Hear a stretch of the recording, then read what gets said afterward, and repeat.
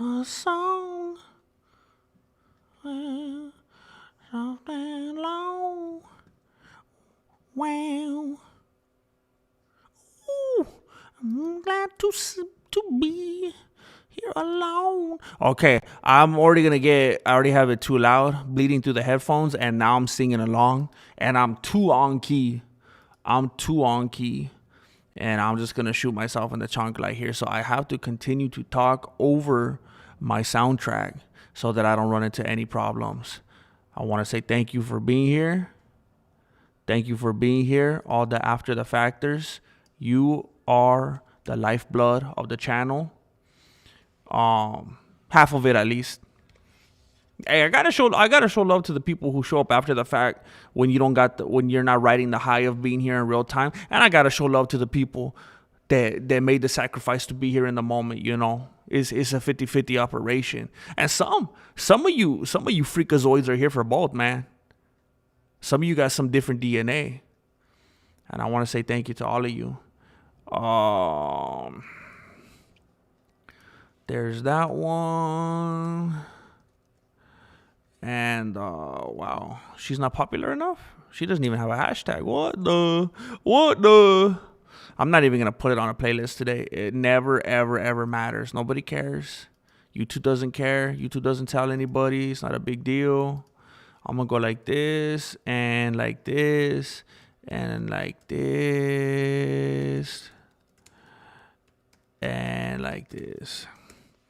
All right, cool. And like this. Oh, I forgot about that. Dang it. Shoot, I forgot how to do that. Oh, it's too late now. It's too late now. I can't get distracted with that right now. Dang it. Dang it. Oh,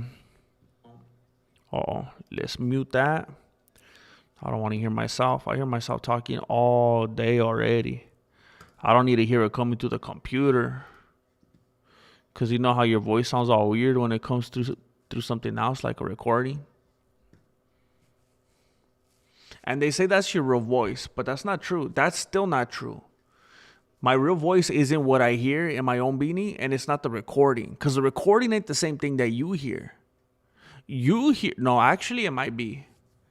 If you heard me in real life, sitting across the table from me, that might be different. But when it's processed through a machine and through technology, then it's different. So the only people that will ever really know what you truly sound like are the people like right in front of you in your vicinity, listening to you live, like in real time.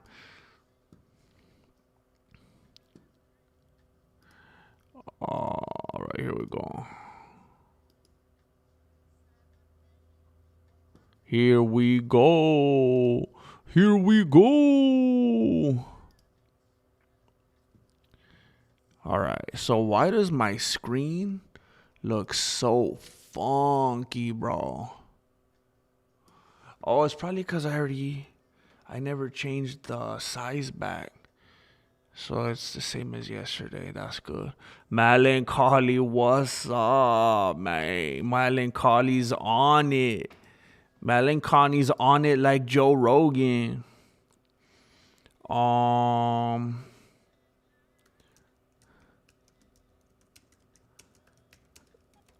right, let's see if I can find this. I completely forgot to get this. And now I'm very angry. Dang it. Oh, this is perfect. Heck yeah. This is perfect. What's up, Adam? James Bishop. Hey, I want to shout out James Bishop. James Bishop slapped down in the Cash App yesterday, and he wasn't even able to make it to the stream, and he still slapped down in the Cash App. Still. What the heck?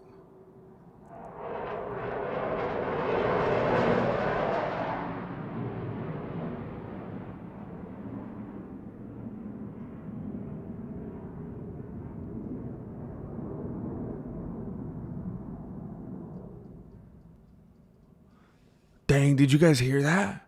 I don't know if my microphone picked that up. Even if it did pick it up, there's no way. There's no way that it's...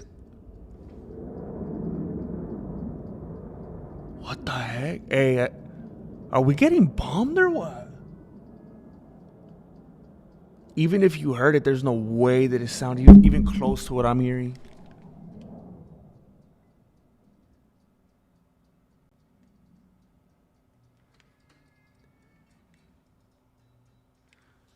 Hey, I don't know if the Blue Angels, for real, Lord Racer, I don't know if the Blue Angels are doing a show like right over the pad or what, but it was like the loudest and most intense I ever heard, like right over my beanie. And then I swear, it like, I don't know if it did a U-turn and came right back or if there was another one. That was crazy, bro. Híjole. See, that's why I don't even like mowing the lawn or whatever. Like, everything seems pointless because it's just like they're going to come get us anyway, you know? You know how much yard work I did this morning, and then for what? They're going to come Pearl Harbor me after I cut the grass? James Bishop slapped down 10 big ones. He can't watch. Love you guys. I just want to say thank you for that.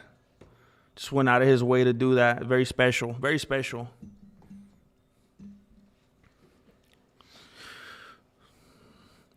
We got that positive manifestation all the way from Saginaw, Miami. Bringing that heat to the show. I love it. Thank you for doing it. Heck yeah. Bringing that Miami heat. Air raid government must have found out about the MMA truth. Yeah, that was powerful, man. One time I was cutting my grass, those Blue Angels vatos flew. Ooh, my gosh, man. Dang. Ain't no headphones canceling that noise. Double champion. The Truman Show? It's too real, bro. aMANda Nunes is fake, bro. Like, is she like the most decorated and legendary? Like, I'll give her the credit, bro. I'll give her the credit about when I see her walking around with those two belts lately. You can't do that, bro. You cannot do that. Imagine if Brock Lesnar showed up on the 24th at the UFC event and he has a heavyweight title draped over his shoulder. That's the same thing aMANda Nunes is doing. And it doesn't matter. It does not matter. You can't be like, well, she did it. She never lost it. Okay. What if Khabib Nurmagomedov? I know there's a bunch of Khabib haters out there all the time. What if Khabib showed up to the next event with Makhachev, with the champion, and Khabib has his own title over his shoulder? He's like, I'm the champ. People be like, what? You retired, bro. You're not the champ anymore. What if John Jones? Everyone loves to hate on John Jones. Let's put it into perspective. What if John Jones walked into the venue and he had a heavyweight title over his shoulder? How much would we hear about that? But aMANda Nunes gets to do it with two? She gets to do it with two of them?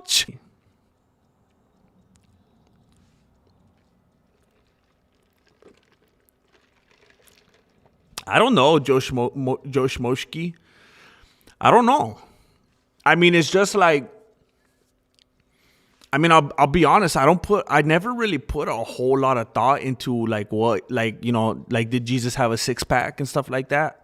Did he have like mad calf muscles and stuff? I don't know. I never put a lot of thought into it. I would assume so. I would assume he was like the ultimate like Sigma, you know? But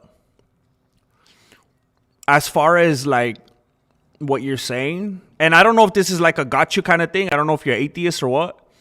But it's just like when they make him with long hair and they make him look like he came straight out of like the UK. He's like the whitest of the whitest dudes with blue eyes and stuff. It's like, well, clearly he didn't look like that. So, and you know, they always do the long hair. Maybe they did it with the long hair to sabotage him. Maybe they did it on purpose. And it was for that reason, so people like you know what I thought was interesting? Ricky Gervais, one of the like most populous, successful atheists. I was watching his special. And he was going on and on about, and you could do this with like, I mean, and I'll move on right now. I'm not going to make this stream be about that. Obviously, this is a terrible blanket statement, and it doesn't apply to everybody. But when you look at like famous people, like who was another really big one? Who's that guy?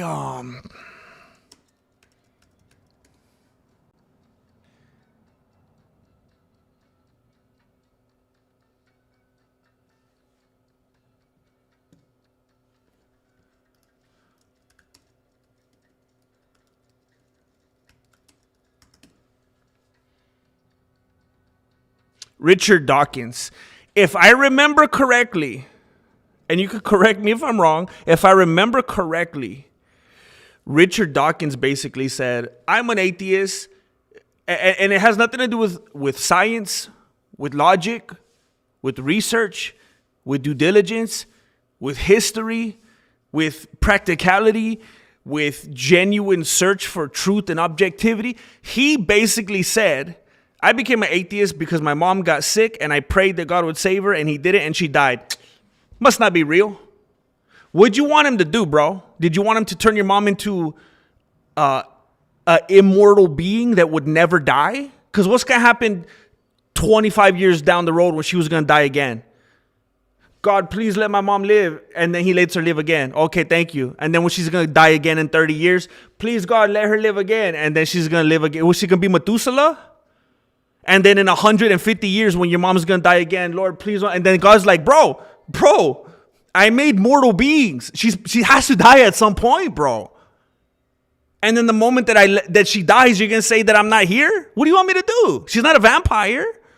She's not a zombie. She can't just, she ain't Charles Oliveira. She ain't the Brazilian zombie. And then in 300 years when Richard Dawkins' mom's going to die again, he goes, Lord, please don't let her die. And then God goes, bro, I can't keep doing this. This is a fault. This doesn't carry out. This doesn't work. Now you're just like me. You're trying to be gods or what? That's a different religion. So anyway, his mom was sick. He prayed. God didn't answer his prayer. And then he's like, no, God. Okay. I was listening to Ricky Gervais' special, and he told the reason and the point in time when he became an atheist. He said is when he was watching The Exorcist. Oh, we're talking about a movie. He said it was when he was watching The Exorcist and the possessed girl, Satan was having her say certain things, and he thought they were childish and petty and ridiculous and humorous. And he's like, this is Satan? This is laughable. This ain't real. This can't be real. That's the moment that I became an atheist. Because of a fictional movie. Because of a screenplay. What's going to happen if you watch Star Wars, bro? What's that going to do to your mentality? What's going to happen if you watch Chronicles of Narnia? What's going to happen if you watch Lord of the Rings? What's going to happen if you watch Beetlejuice? Goodness graciousness, don't show Ricky Gervais Beetlejuice. He's going to have an existential crisis. So it's wild, man. I've been thinking about it a lot lately, and I've been feeling passionate about it again. I think I want to start making videos about it because people just pump this stuff into the culture. I was watching that Ricky Gervais special, and he was just talking papas. He's just talking smack on God, and the crowd's like, yeah. And then he's like, yeah, and here's the reason. I became an atheist because of a fictional screenplay. And so there is no God. And everyone's like, ah! And it's like, what? It's that easy, huh? And it's like, I just want to show what he said and just give context to it and riff on it and just expose stuff like that. It's so stupid. It's so stupid. But people are looking for any excuse to run from light and run deep into the darkness that they'll say, that's my guy. That's my guy. That's my voice. Heck yeah. Woo! And they're on board. Easy. And nobody is saying otherwise. Or they're like too old and stuffy and they don't do it in a listenable, consumable, entertaining way. So people just turn it off. It's like, man, maybe I'd like to say something. I think people like that are just clutching on as many people as they can and trying to tear them down with them. Just like Red and Link.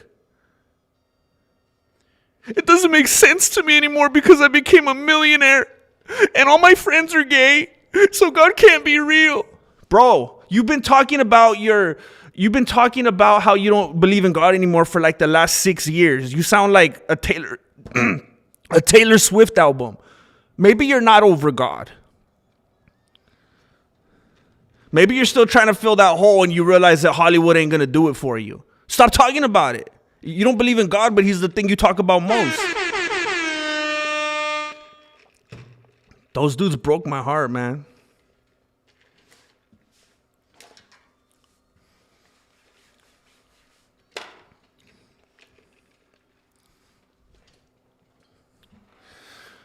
And by the way, and this is the last thing I'm going to say about that, I think, because I don't want this to be about that. I really think I'm going to make another channel about that finally. But here's the misconception that a lot of people have when it comes to people who have faith in God. Here's the misconception they have. Here's where they mess up. For some reason, they have this belief that people who believe in God are foolish and gullible, and they'll believe anything they hear, and they have blind faith. That's the assumption. And I think it's an easy cop-out for them. Because if you're a scriptural person, somebody that actually cares about what you say you believe in, and you actually dig into it, you are never, ever, ever in any form or fashion asked to have blind faith. You're supposed to understand what it is that you believe in so that at any reason you could give a defense for the faith and be able to articulate it to people and not be tossed to and fro by every wind of doctrine. And I'm still getting to my point. Here's the misconception that a lot of people have. They think that people who have faith in God are gullible, they're stupid, they're childish, they just believe what their parents told them. And it's so insulting because they assume that there are people who believe in God that aren't also on a genuine quest for truth. I am the most inquisitive person that I know. Bro, are you kidding me? The history, the relationship that you guys have here with me and tuning in however often you do, and I'm always being called a conspiracy theorist and this and that, and I'm an MMA truther. I question everything. Are you kidding me? I'm the last person that anybody should ever think of that. Oh, they're gullible. They don't do their due diligence. They don't think about anything critically. I question everything. I'm not searching for echo chambers to find something that fits something, and I'm just trying to reverse engineer my faith. No. I grew up in it, and then I got to a fork in the road where I was like, let me check and make sure. Because I don't trust anything. I don't take anybody's word for anything. I do my own research. I want truth. I don't want what's comfortable. I don't want what's familiar. I'm not in the, what would you call it? I'm not in the branch of faith, if you will, that I was raised in. A lot of people think, well, you only believe what you believe because you were raised in that. I was raised in a type of church that I do not attend anymore because I started reading my Bible and I was like, oh, snap. So it's not about that. That's all I'll say about it. It's insulting and it's crazy and it's a cop-out to just assume that people aren't critical thinkers and they aren't objectively searching for truth. There's been plenty of well-intentioned atheists. And you could find countless stories of this online. Well-intentioned atheists who says, you know what? I'm going to go on a quest and figure out what's true once and for all. And they found God. And they're like, well, I found the truth. That's what I wanted. But then there are atheists who will tell you straight out, Even if God was real, even if it was proven and scientifically blah blah blah blah blah, I still wouldn't serve him. I still wouldn't blah and so on and believe in him and want to. They still wouldn't. So it's not a matter of truth and objectivity. It's a matter of the heart, and it always was. That's all it is. And if you don't know it's a matter of the heart, you're in denial, because that's all it is at the core.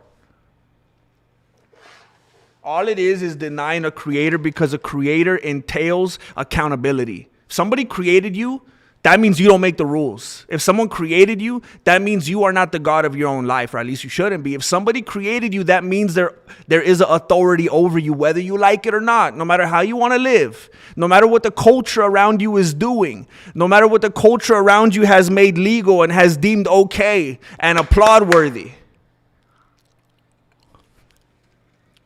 We're going to talk about MMA or what?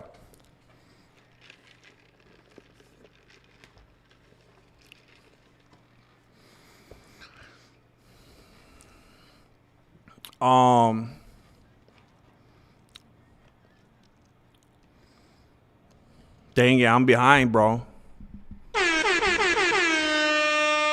Dang it, I'm behind.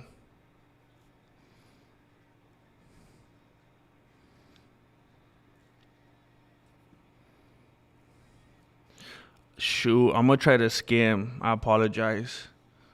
I'm gonna be honest. I'm not trying to. I'm gonna be honest with you. I'm not trying to be like sacrilegious or anything, but I have always imagined, like, you know how they talk about on Talladega Nights. Like, I imagine my Jesus as like baby Jesus. I imagine my Jesus. You know how I always imagine Jesus as having like crazy calves, bro. Crazy. I don't even know why. I don't even know what. Maybe, I mean, they walked a lot and stuff, and then walking with chanclas on the daily like that. It's different when you have like sneakers on and you got the laces holding all your stuff together, you know. But when you're just mobbing around in chanclas in the desert and you're going for like miles and miles, I bet he had mad calves, bro. Still has them. Or maybe not, because, you know, that was, you know, the physical manifestation and whatnot.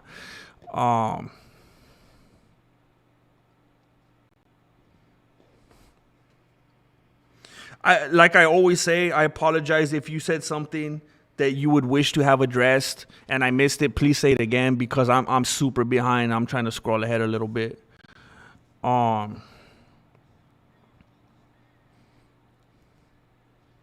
Kevin Nash. Back then at the Passion era, that would have been crazy, bro.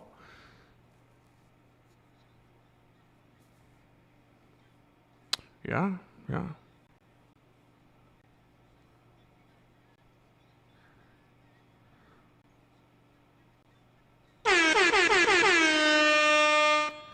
Um,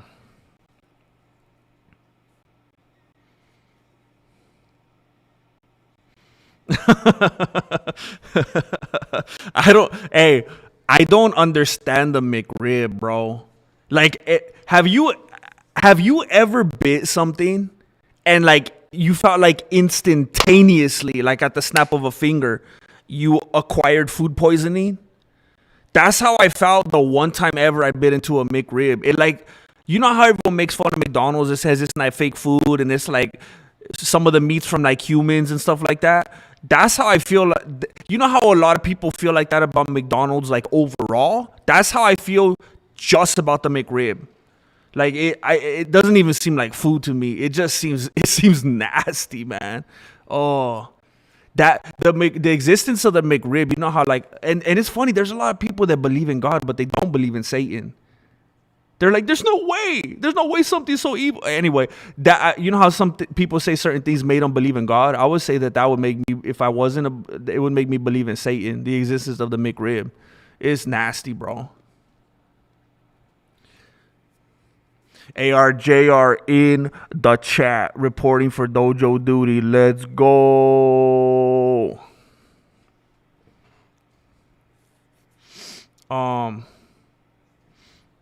I'm gonna have to look that up, Octopus. Never heard of that.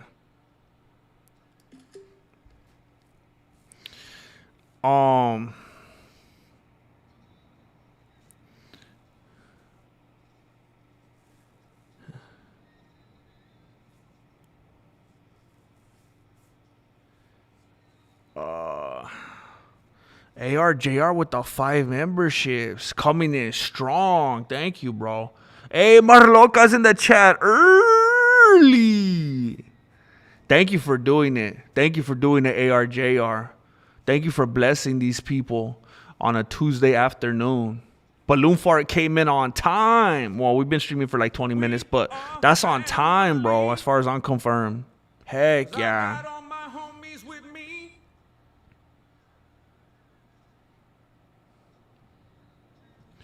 ARJR with a kiss from a rose.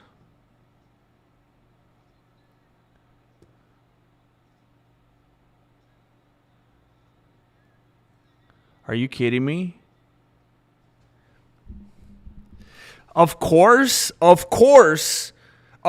my mic was cutting off when I was doing my thing. Of course the mic was cutting off.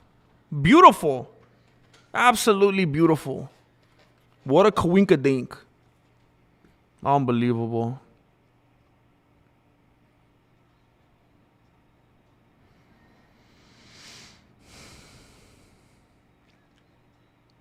ARJRGM like in the movie. A Case for Christ. Did they make that into a movie? I have the book. Oh. They made that into a movie? We are family. How old is this movie? 'Cause I got all my homies with me. 2017? Oh my gosh. Yeah, it's a fantastic book. The Case for Christ, The Case for Faith, Evidence That Demands a Verdict. Like these writings aren't these head in the clouds, blind faith. My grandma told me to believe in Jesus kind of, like they are boots on the ground. Crazy heavily researched, like very tangible things, like acknowledging science and history and stuff that is like, what now? What could you say to this? I mean, shouting spaghetti, what do they say? Shouting spaghetti monster in the sky. That doesn't hold up. It doesn't hold up to the work that's put in. It's not a bunch of people, holding hands and singing Amazing Grace. This is straight up solid apologetics.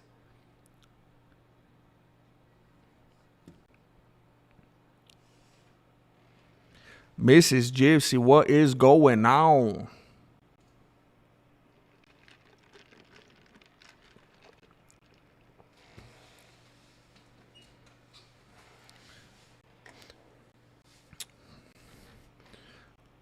That's very kind of you, Adam. There's a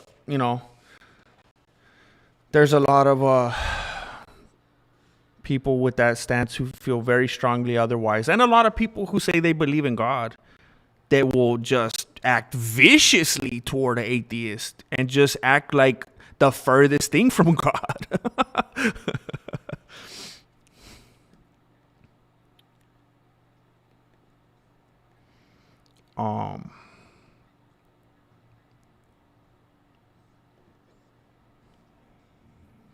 Dang, Grandmaster, you streaming at this time is like me watching The Price is Right when I'm supposed to be at school hours.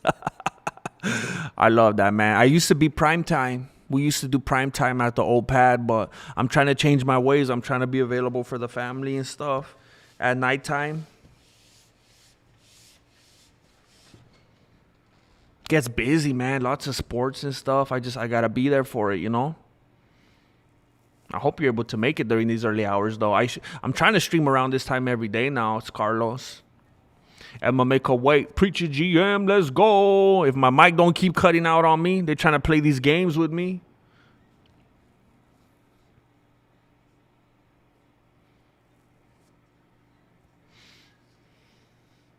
The Jesus Cruisers.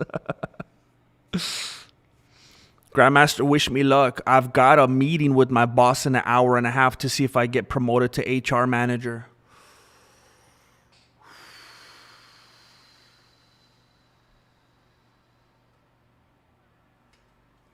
Wow, bro.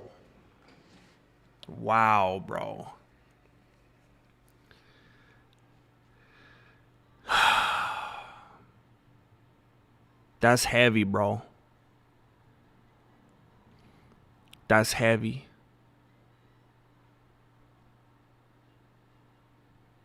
David, you know what? I don't do this often, but I want to go out on a limb here, and I just want to let you know that you could go ahead and use me as a reference. And, you know, however you need to frame that, you know, do what you got to do. But I got nothing but the best things to say about you, and I'll be honored. I'd be honored to do what I can to pull some strings. So if it somehow comes into play, I'm happy to do it, bro. Happy to be of some use. So you know, you could tell them about your punctuality here, your consistency, your loyalty, the strong community that you've helped to cultivate. And this says good things about you, bro. This says good things about you going into something like this. I feel like that one scene in The Godfather where he went into that room and everybody started kissing his hand. And then that one dude closed the door, you know? So just do your thing in there.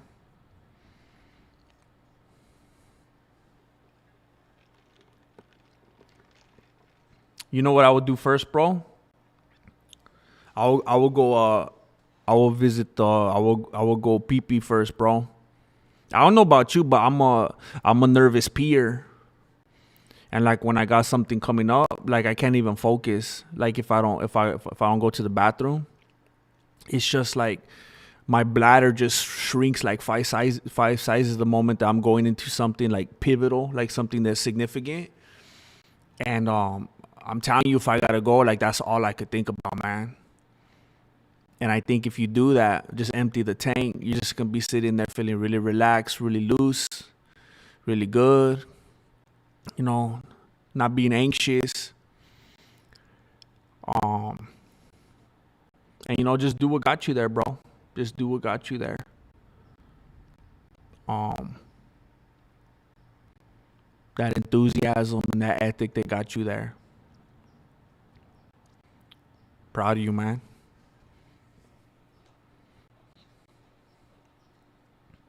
It's amazing.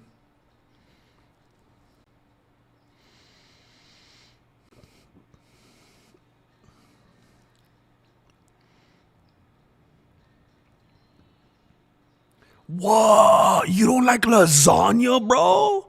That's one of my favorite, bro. I'm like Garfield.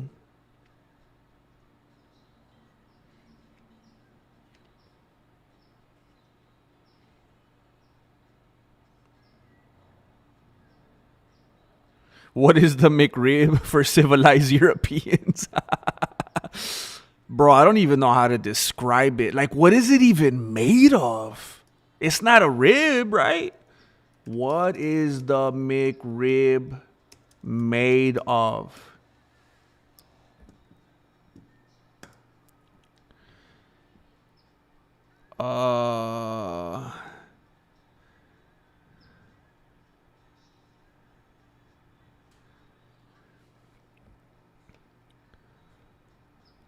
The McRib. Okay, here it is.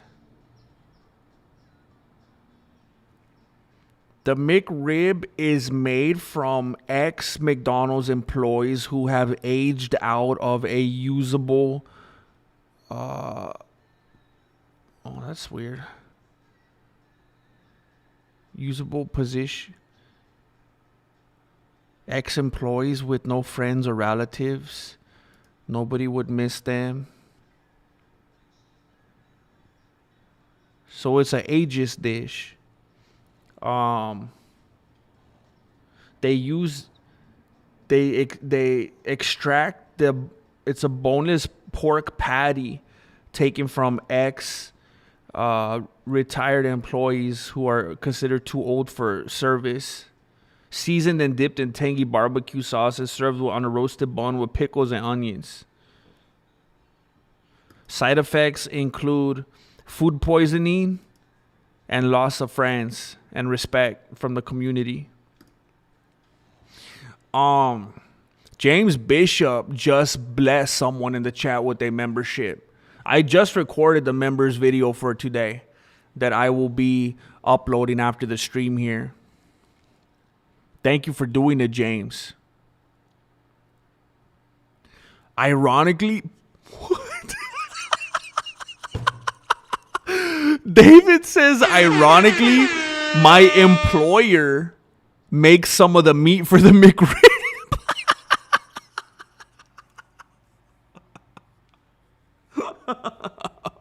How ironic that he's going into a HR meeting when we're talking about how his company makes McRibs out of human body parts.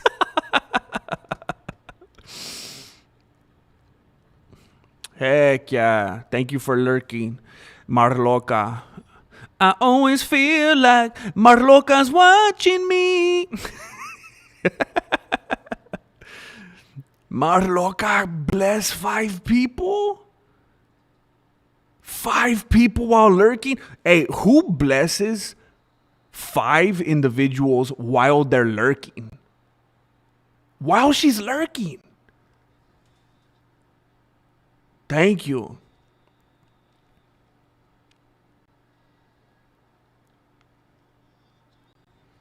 Dang. Yeah, it's just how they say octopus ad hominem. It just, you watch these, and I'm gonna be honest, a lot of these street preachers and stuff, they come in super hot. And it's a little, it could be antagonizing, it could be a little pushy. And a lot of the time, some of them, they come in with more aggression than scripture, you know? I'm also not all for that lovey-dovey Abba Father stuff, you know? I mean, it's cool, but I feel like some people make the mistake of turning God into a teddy bear genie who's there to simply grant you wishes and tell you that everything you're doing is cool and don't change a thing. And it's just crazy, man. What the heck was my point? But yeah, my point was, octopus, that you know, you'll have someone out there ocean just yelling at you, screaming at you, cussing at you, and it's like, oh, you didn't want to talk about something of substance. You actually didn't want to try to come to any kind of truth. You just wanted to leave feeling reinforced and like you won something. And again, unfortunately, a lot of the preachers do the same thing.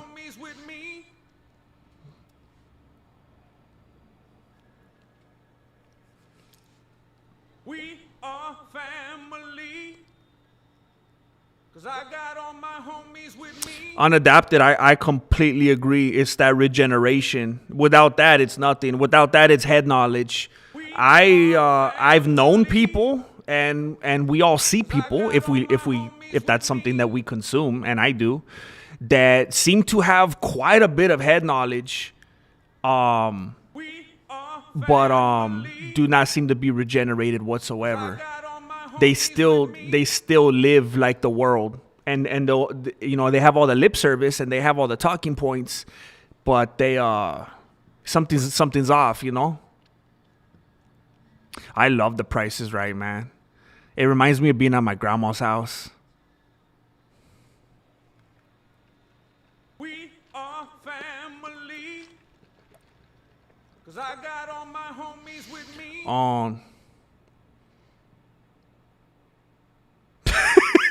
James, you know, for the other people, for all the other people, I know what it is, but you know, for those people that don't understand what it is,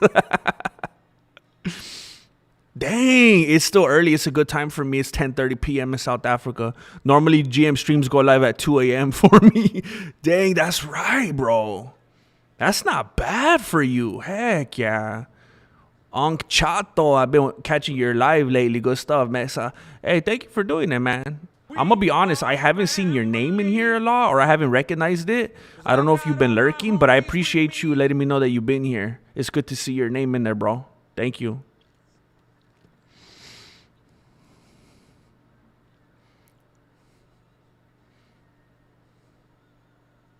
Oh, snap. Oh, snap. Heck yeah. Dang, look at that with the talking points already. Heck yeah. Oh, snap. I'm way behind. I just realized. Oh, snap. David's probably already in the interview right now. Oh, dang it. Mrs. Gypsy. I mean it, man. I mean it from the bottom of my beanie. For real, bro. I'll be there. I'll be there. I'll write you a letter of reference, bro. Chato. Dang. That one's rough, bro. That one's harder to deal with. um,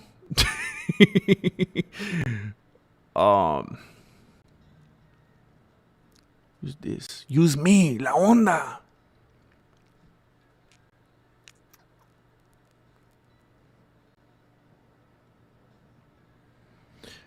Yeah, that's the first time I actually looked up how something was made at McDonald's. I remember one time, man, what was it? Dang it.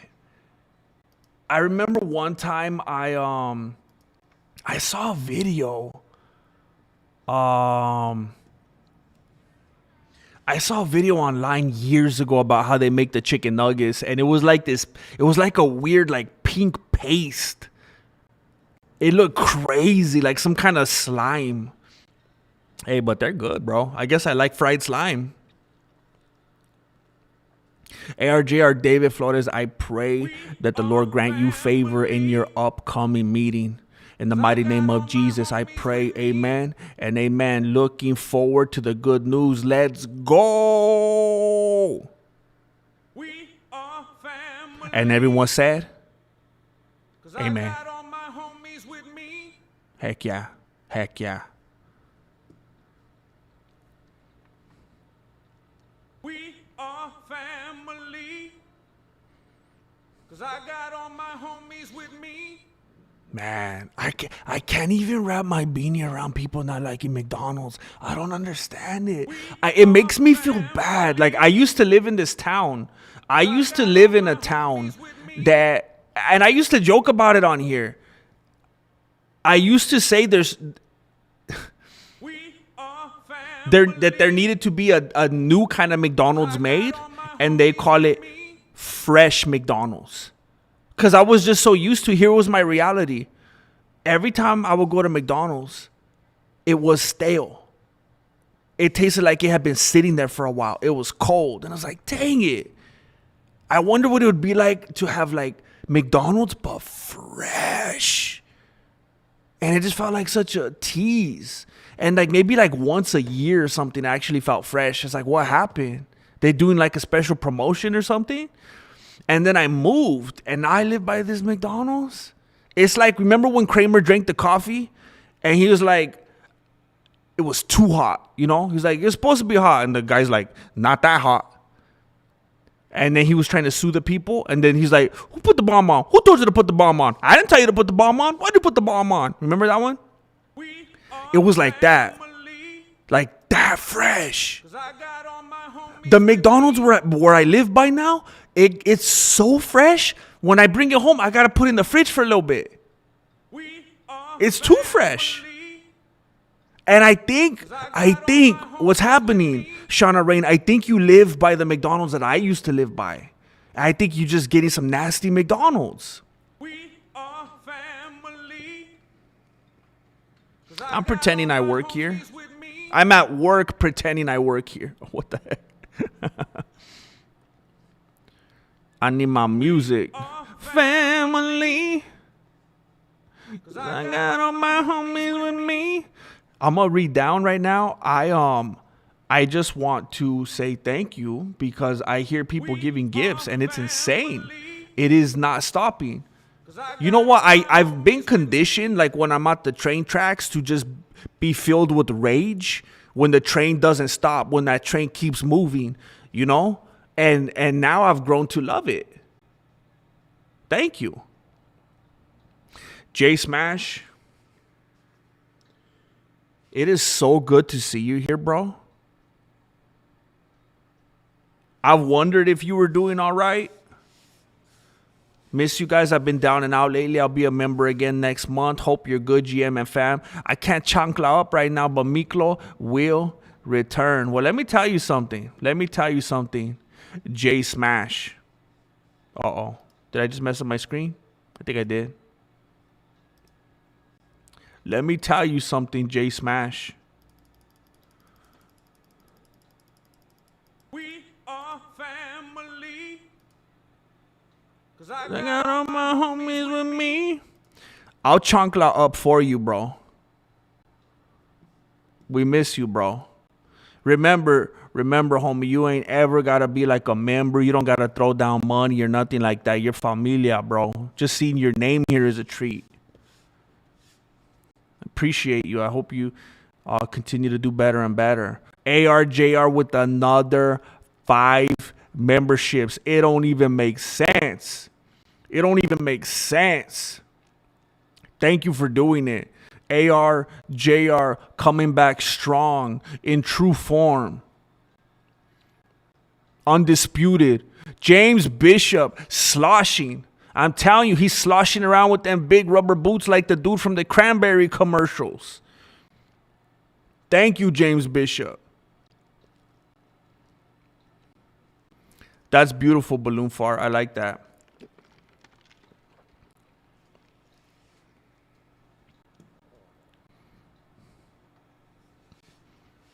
Oh, snap. No way. Is he?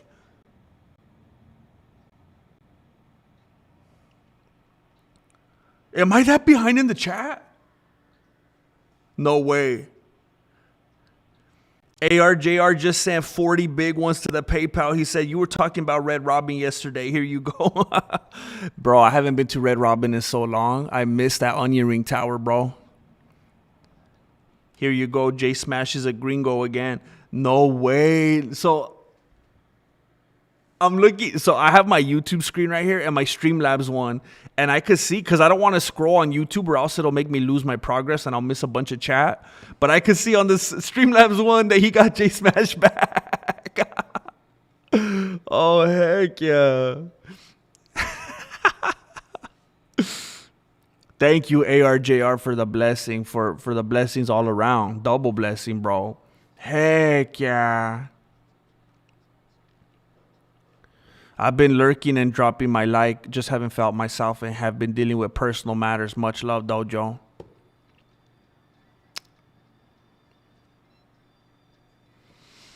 I don't want to over dramatize anything, J Smash, because, you know, I don't want to. I don't know what's going on with you, so I don't want to be all unnecessary and dramatic about it. But I just I know you've been a huge blessing here. People love seeing you here. You've been a unbelievable homie in this community, and I know we all wish the best for you. And I just hope that any moments that you're able to. That you feel that positivity emanating from here, and that when you do feel like, because I'm not gonna act like I'm able to do anything that I can't do, you know. But if and when you're able to drop in and disconnect here and there and just look for a distraction and just have some, you know, moments of relaxation and happiness, I hope you know that there's a solid community here that supports you, bro. So hopefully you feel good when you're able to drop in, and I hope things start looking up for you. It's weird, bro. It's weird. Like, I don't know, like after Christmas or something. I'm not trying to make it about me. I'm just trying to relate. And I've been feeling that way this month too. It's like, what the heck, bro? I felt like I was riding high in December, and I felt like kind of in a funk the last couple weeks. Marloca with another membership. Marloca is, man. I hope she's not. I hope she's not pocket gifting, cause she's working and lurking. So I don't even know if this is accidental. The accidental blessings next level.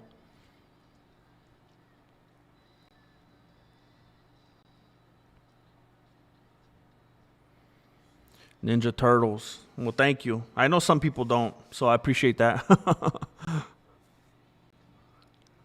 Michael Fury. Michael Fury. Oh my gosh, I'm really far behind. Thank you, Michael Fury, for bringing Mustache Fabio into the mix. Thank you. Thank you, Mike Al Furious. It's hard to say, bro.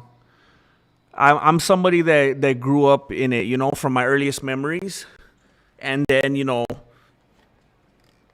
I don't mean to downplay it, but I was already all in. But I remember making some kind of profession when I was like 7. But then again, when I was like in my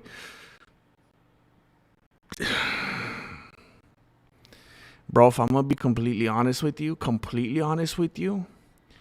I had a revelation in my, I don't want to use the word revelation. That could be dicey. I had a realization when I was in my, jeez. I had a realization quite a ways into adulthood where I was like, you know what? I think I was like a Lorendago. I was a cultural Christian. This is what you're supposed to do and say and how you're supposed to act and what you're not supposed to do. And there you go. Show up every week. And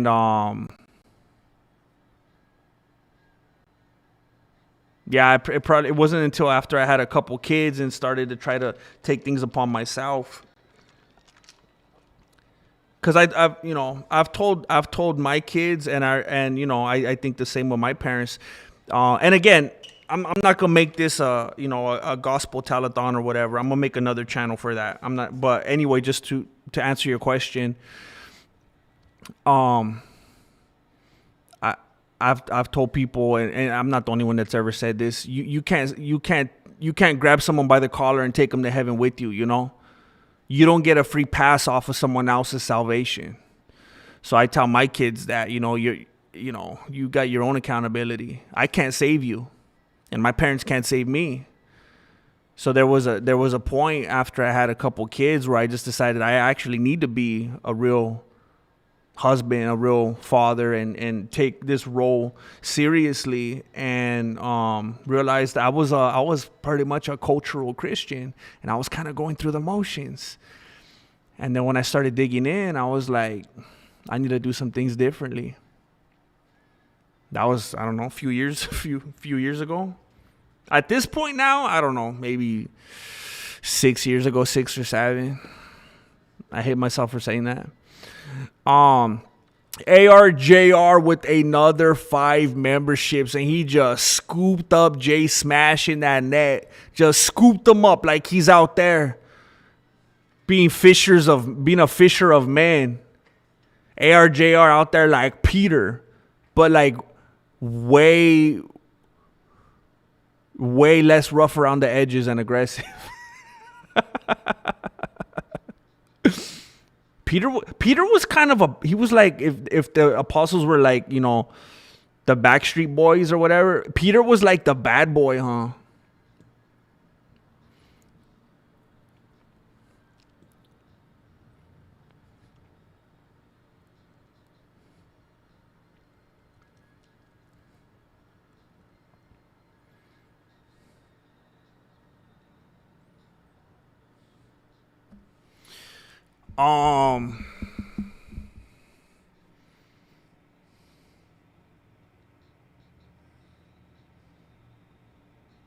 That's unbelievable.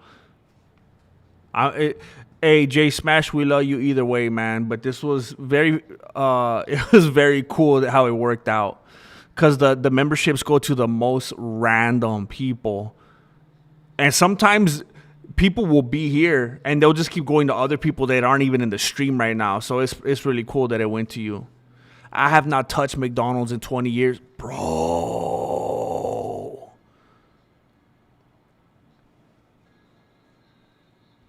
Marloca with another 5. She's gonna be so mad. She's gonna send me an email later. Hey, bro, I gotta take all these memberships back. I was pocket gifting. Oh my goodness. Oh my goodness. Marloca.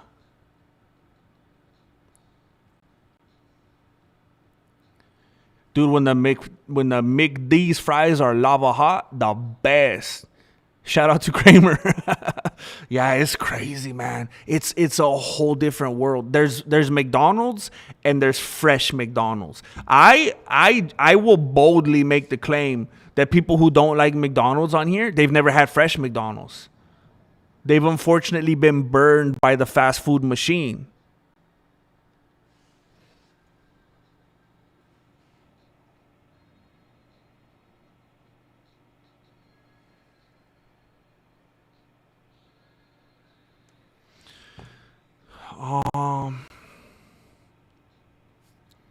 Well, Jane Caulfield, of course you don't like McDonald's.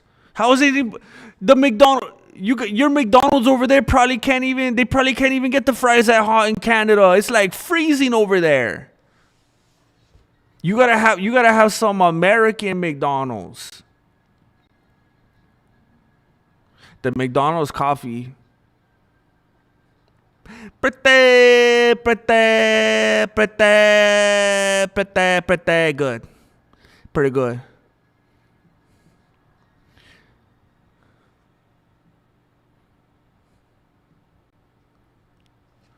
Marloca tells a person at McDonald's, I like my coffee I like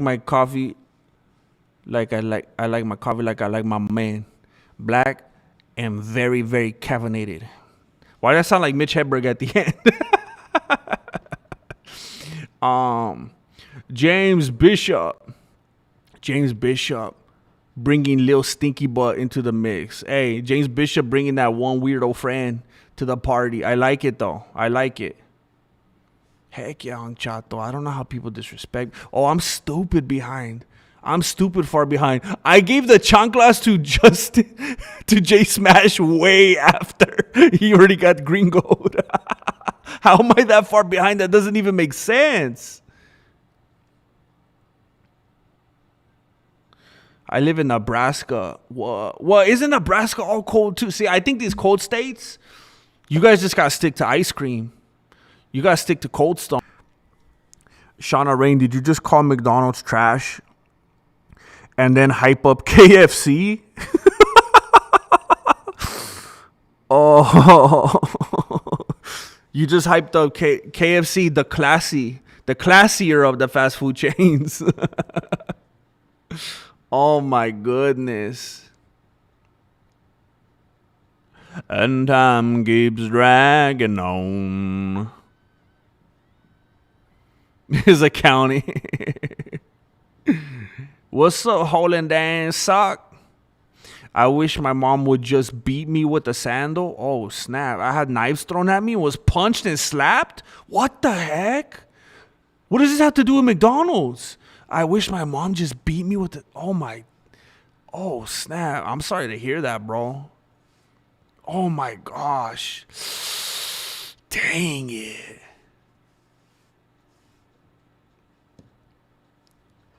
Oh, my gosh.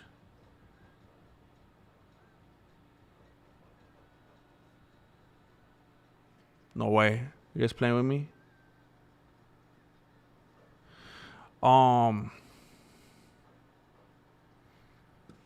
We'll do Joe Schmoshki.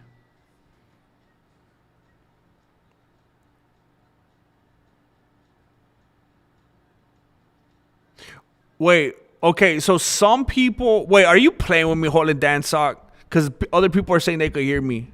Is it your phone? What's up? What is happening?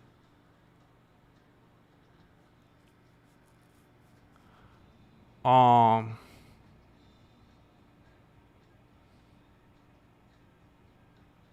what the heck?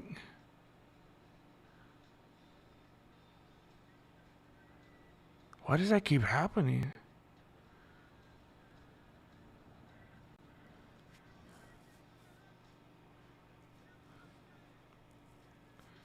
Like the stream if you haven't. The love in here is palpable. Yeah, if there's anybody here and you would be willing to like the video, that would be amazing. It doesn't just help this video, it helps the channel in general. It'll show people my other videos and help the channel take off. And then, you know, we'll put a movie on Netflix and everything, no big deal.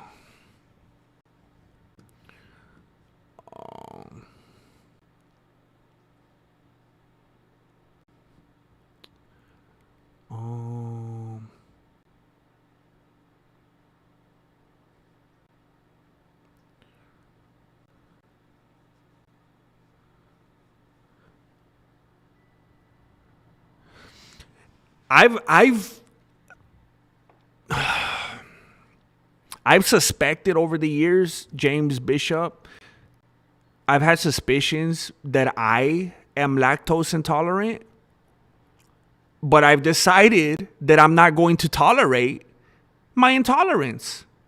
So I simply cancel it out. I just take a stand, bro. I just say I will not tolerate the intolerance. I'm going to have this birthday cake ice cream.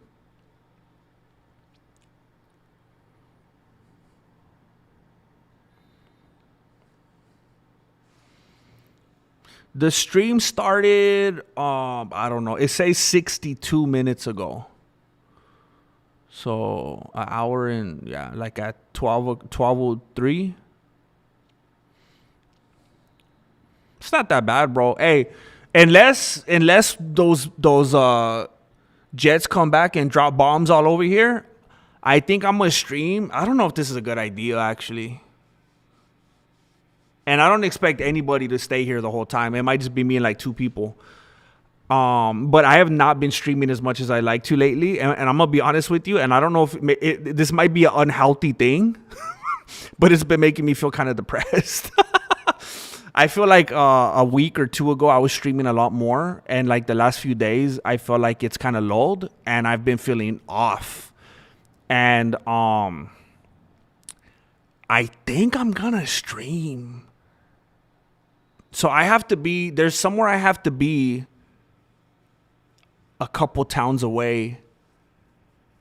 Okay, and it's going to take me,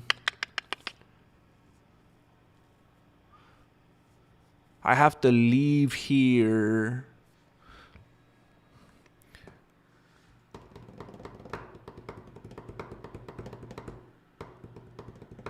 I'm probably going to stream till like 3 o'clock.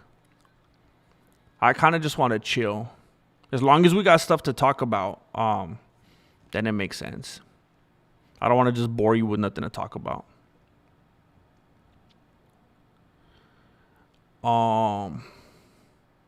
That's good, Rancelot. That's good. That's how I always talk about David, like in the Psalms. Like, that used to be my least favorite book of the Bible, the Psalms, because I was like, I want some meat. I want some scripture. I want to read about. I don't want to just sing songs. I don't want to just, which sounds terrible to say now. But if I'm being completely honest with you, I was just like, I don't want to just read songs. I feel like I'm just reading a hymnal. And then I realized that that's like what David was when you actually read like the way that he was like, you know, lamenting in there and having all these crises of faith all the time. And, you know, where are you, God? And why are you allowing this to happen? And why are you doing this? Why aren't you here for me? Why aren't you listening? Why aren't you answering my prayers? And it's like, oh, snap. This dude's experience, like you think of all these titans in the Bible and it's like they're supposed to be full of faith and they're as close to perfect as possible. And it's like, no, this dude was weeping. It was so illustrative too. He's like, I'm up to my neck in tears and I can't even sleep and I can't even breathe and I'm on the brink of death and I'm depressed and you're not answering my prayers. Why have you turned away from me? It's like, whoa, I could relate to that. And I think if you look at it correctly, there's so many examples of people that we could relate to in dark, difficult times in there. I think they're there for a reason.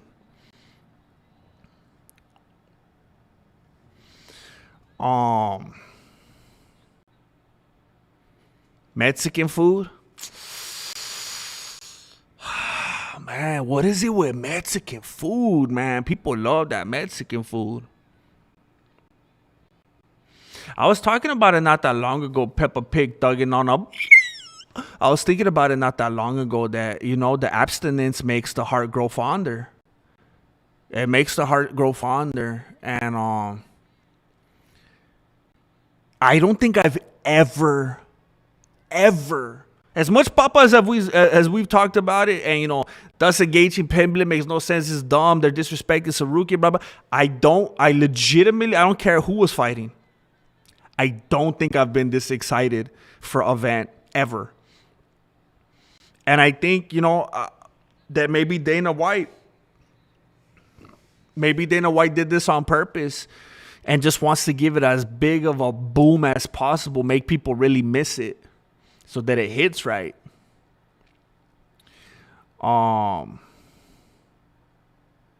We should have one, J Smash, you're right.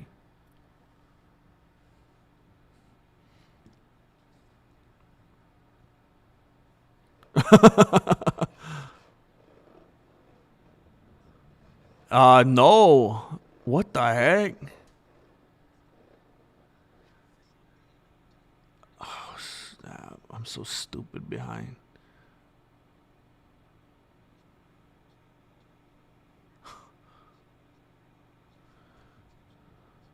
I've seen things that I already responded to.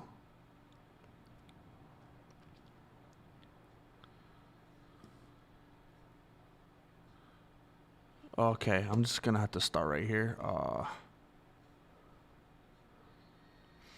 I feel like people are developing things like lactose intolerance and asthma, allergies, when before it was either you were born with it or not. I don't know. That's just my bro science. I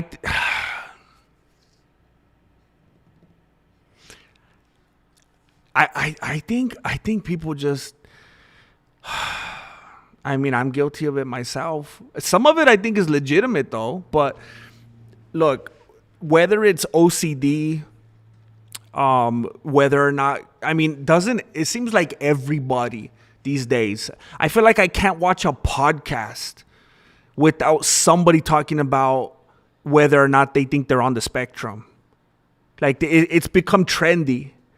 That ADD, OCD, whatever it is, being lactose intolerant, being gluten free, all this stuff. And it just seems like maybe an attention thing. Maybe people like to feel like they're part of it's no different than being in a gang. It's like they want that camaraderie. And I think it's just like in the old days, I feel like we live in a time now that if you're a younger person and you're like, I think I'm lactose intolerant, then your parent like, oh, let's go figure it out. Let's go right to your doctor. Let's go. And then the doctor's like, yeah, you do have, let me give you all this medication. And of course it keeps the machine going. You know what? Actually, I wish you would have come sooner. I got something I want to prescribe to you.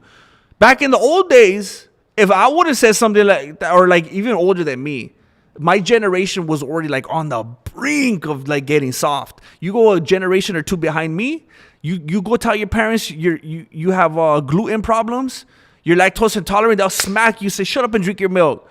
Shut up, you trying to make me go back to food for less? I don't even have gas, homie, drink your milk.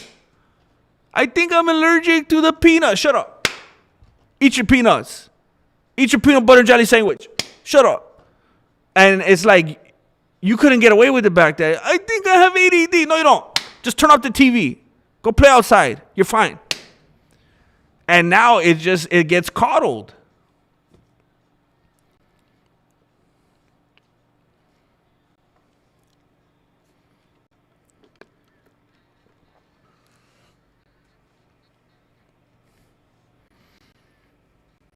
I had a cousin, and he was blind. Tia, I can't see. Shut up. Go play. You couldn't, like, now that gets coddled. Couldn't get away with blindness back in the day. Fast forward to Tomas Espinal. Dang it, Lord Racer. Lord Racer with that Santa Fe. Hey, Lord Racer has to be a vendor for that Santa Fe sauce. You gotta run a company or something, bro.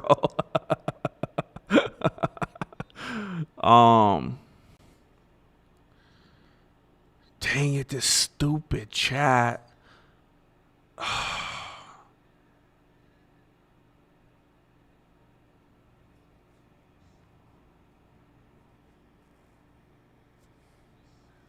Interesting. Interesting.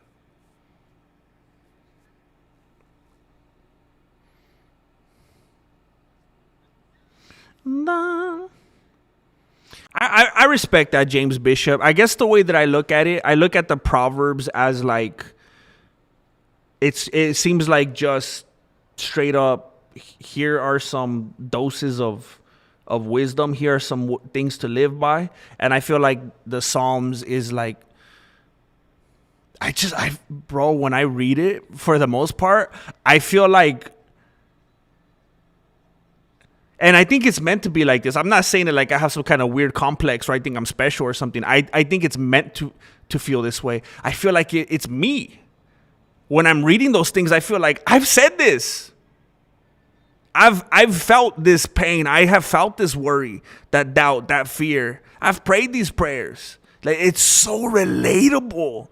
So the Proverbs is like, you can learn from that, things to implement, ways to shape your life. And then the Psalms is, oh man, okay, cool. I felt like I was doing something wrong here by even thinking these thoughts. But this dude, the apple of God's eye, the king, he felt that way. Oh man, I think I'm all right. And it's just like relatable. And it just kind of makes you feel like it's okay to be human. It's okay to have faults. I remember when I was a lot younger, I just had this mentality that I won't blame on anybody. It wasn't anybody's fault. It's not like anybody told me this or told me that this was part of the theology. But I remember when I was very young, I thought pretty much, if I sin, I'm out. Dang it, I sin. I'm going to hell. Dang it. Game over. I tried. And then you read the Psalms and it's like, oh snap. I think I'll be okay.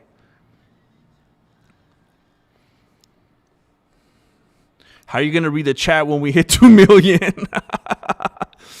I'm gonna have to hire an intern to read it for me. I'm gonna be in the back like this.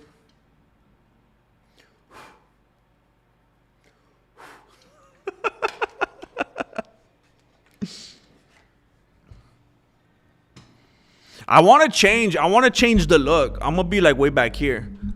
You know how they do on some of those things where they're all laid back like this? This is how they do their thing.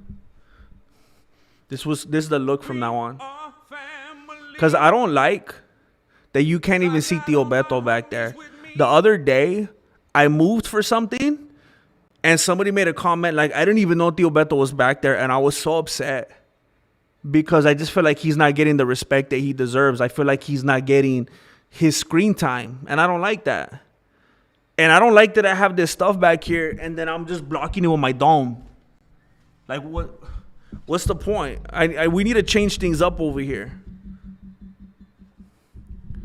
This is our new look right here. The only problem is that I'm blind. I'm as blind as an Aspinall and I can't see the chat now.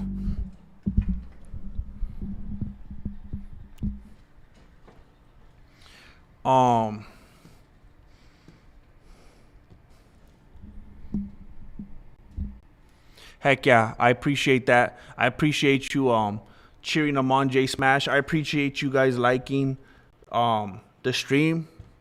I guess we got up to 50 likes. I can't see it right now unless I refresh, but I guess we're up to at least 50 likes. And that's huge because we don't even have 50 people watching right now. So that's amazing. ARJR with another gifted membership. Like he's trying to launder in here. It's insane. Nah. Nah, not for you guys, Jane. Never for you guys. Chat skipped on me again. Now I gotta try to find my spot again.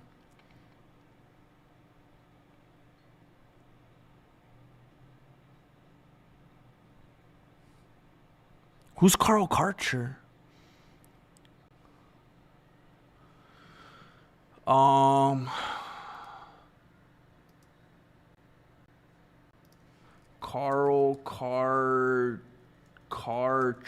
Karcher. He was a American businessman? I don't understand. We are family. I remember the first time I heard that one, Shauna Rain. I was like, whoa! That's pretty cool. I like that. Tell them that it's human nature. Fight Life Pod, bro. Me and Fight Life Pod have been playing email tag since I lived at my old pad, bro. Fight Life Pod. When are we gonna? ARJR with another membership. Híjole.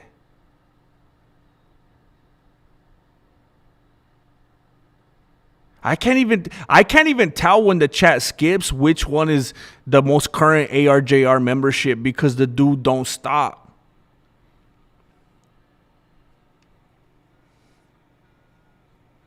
Yeah, I appreciate that, Carlton.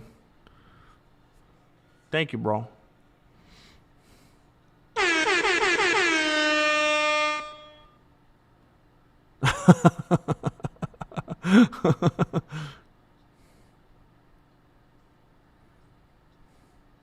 I appreciate that, ARJR. Yeah, we did miss you, bro. We did miss you. It's tough because I don't ever expect anyone to be here every day because it's like I get it. I don't want to inundate you guys. I don't want to wear you guys out. If for whatever reason I decide to be here, then cool. The people that could join, but you know, I know people have lives. But there are definitely people here that when they're not here, that they are missed. James Bishop strikes again. Another one. It was a driving blessure. Oh, snap. But it was on purpose, right?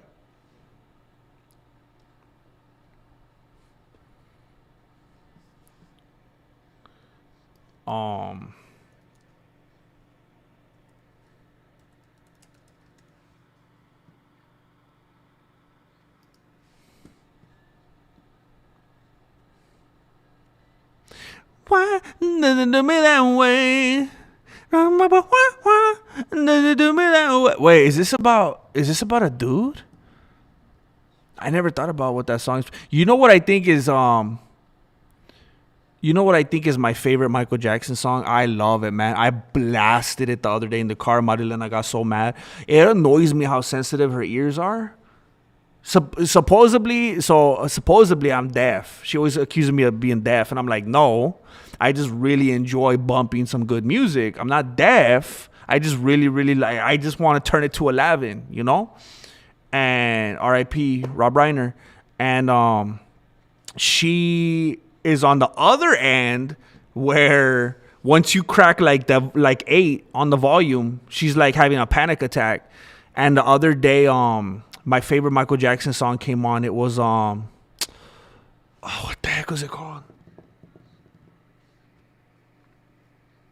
The song's in my ear. I have to. How does it go? No, I don't want to take those off. I'm just gonna pause this. It goes I always I'll remember if I go. Oh yeah, it goes.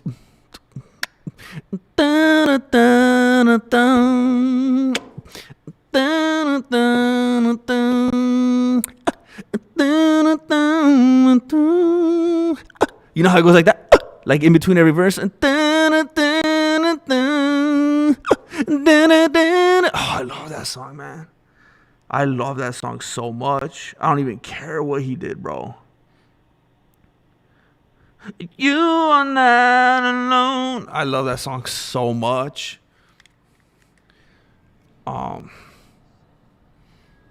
Stand by my captain. What the heck? On Stand by my captain. What country are deaf people from? I don't know either, but they all have this.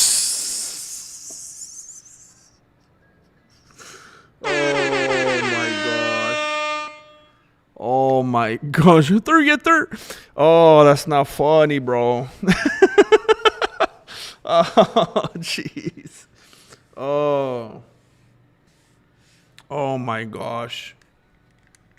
I went to a birthday dinner last night. Yes. I went all the way to Chicago for Angel's birthday. I went to a birthday dinner last night, and I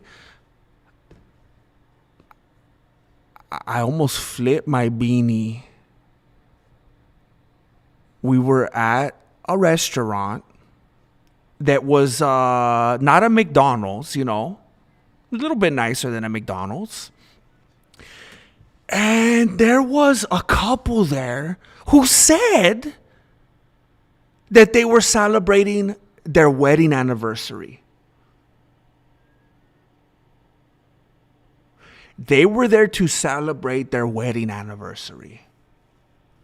And I hate this kind of restaurant. Okay, I'm going to tell you the truth, okay? I went to a teppanyaki place yesterday. I hate teppanyaki. I hate it. I can't stand it. When I go eat somewhere, I want to relax. I want to eat like a pig. I want to get my fingers all sticky. I want to drop some, not a lot. I want to drop some food on my clothes. I don't want to have to be self-conscious about anything. I want to be selfish. I want to pig out. Teppanyaki, I feel like I'm at a job interview. I feel like I'm talking to one of my kids' friends' parents, and I'm having to come up with small talk. I'm having to humor somebody. When you go to teppanyaki and the dude's doing his thing, and then you have to be like, oh, whoa, ah. And I'm like, bro, just cook the food, bro. This is why it takes so long. Just cook the food. And it's too much pressure to have to like, oh, how'd you do that? Oh, that was crazy. Oh, the fire. Oh, I had no idea you were going to do a fire. Oh, you did the thing out of the onions? You did the smoke again? Oh, I never saw that one. And then you're sitting in such close quarters with absolute strangers. Stranger danger, bro. Sitting way too close to strangers. I couldn't believe it when I sat down how close the person was that was next to me. And I thought for sure when I sat down he was gonna scoot over a little bit, because it was like me and him were on a date, bro. It was too close. I was closer to him than I was to Marilena, and he didn't move. It's way too close. And okay, the couple that was there on their wedding anniversary, the girl, I kept looking up. I was like, am I hearing what I'm hearing? She kept blasting music from like TikTok or something. And I'm like, oh, great. We're at the table with 8-year-olds. We're at the table with iPad kids. Let me tell you something. If you're in this chat right now, I don't have anybody in this chat, do I? There's nobody in here right now that takes out their phone and plays the audio loud enough for anyone around you to hear it when you're eating at a restaurant or even a fast food place, right? And when I say loud enough to hear it, I mean any audio whatsoever. There's nobody that's here right now that plays video audio when you're actually out eating, right? None of you guys go and ruin other people's evenings? I hope not. They were at the table at their wedding anniversary. She had her phone out and she's just staring at videos, and I'm sitting there eating my rice, having to listen to some kind of influencer talk about some sweats. And then when I think it's over, and now I don't know if this was going on the whole time as well and I didn't notice, or if he did it after. Maybe he got upset because she was on the phone and then he got on the phone. I don't know. I noticed hers first, but then I noticed a couple minutes later, I kept hearing whistles. And I thought, I don't think whistles is a Japanese thing. I know they have like drums and stuff and they have gongs. I don't think they do whistles. And I realized it was coming from his phone. He was watching a football game. He was blasting the audio on a football game. I was sitting 5 people away from him. And I could hear his phone blasting the football game. And then I don't know if the dude doing his thing was trying to make the guy feel self-conscious about it and called it out. He was like, oh, watching the game, huh? Started talking about the game. And I thought the dude was going to be like, oh, yeah, put it away. And he's like, he starts chopping it up with the dude. Like the dude's going to come sit down and watch it with him. I was fuming. If I wanted to have this game blaring at me, I would have stayed home and watched football. I don't go out to teppanyaki. When I go to teppanyaki, I want to hear...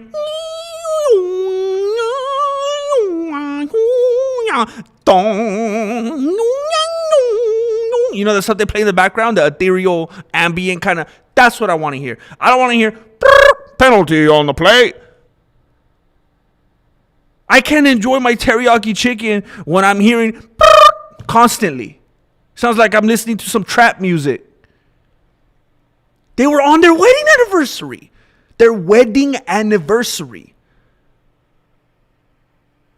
And they were one of these weird couples. That they were acting. Like me and Marilena are real familiar with each other. Like we kind of joke around with it sometimes. The way me and Marilena interact with each other is like the grandparents on Everybody Loves Raymond. It's just like to the point. We're just like real frank, super comfortable with each other. Like there ain't no putting on airs. We're just, like we've been together for 65 years. And this was one of those couples that were acting like if this was their first date. And it was so weird. I don't understand it. And he ordered for her. I've only seen that on the movies. He ordered for her. You're not even supposed to do that in 2026, right? It was very weird. Everything was weird about them. I was so mad. And I just kept trying to wait to get validation from the people I was with. Like, should I say something? I was fuming. I felt like George Costanza in that one episode where he's ironically, I'm George Costanza. Ironically, it's the episode when they're at the Chinese restaurant and he's waiting to get on the payphone and he's fuming and he's so mad at that lady. He's like, I'm going to let her know. I'm going to give her an earful. And then when she gets off the phone, she's like, oh, I'm sorry I took so long. He's like, oh, okay, it's no problem. I didn't even notice. When they got up to leave, I was like, I kept kind of like shooting them dirty looks and stuff. And then when they got up to leave, he told the person who we were with celebrating their birthday, he's like, oh, happy birthday. And then I was like, oh, thank you. So I folded, bro. I should have chased him to the parking lot.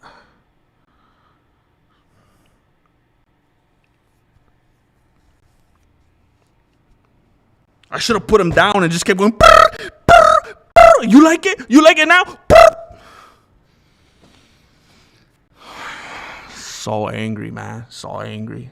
Should have made that fool pay for my food. GM, your MMA news YouTube shorts are amazing. Please keep them going. Sami Sharif, thank you, man. Thank you. I wouldn't feel right about doing these streams if I didn't make those videos. This is party time. This is fun. This is just chill time. I don't look at streaming as content. I look at the videos as content, and I'm super proud of those. So thank you for saying that. It's kind of hard doing them sometimes because it feels really good to have you come in here and say kind things about them. Because other than that, it feels like they don't really get any love. They don't get any play. They don't get seen.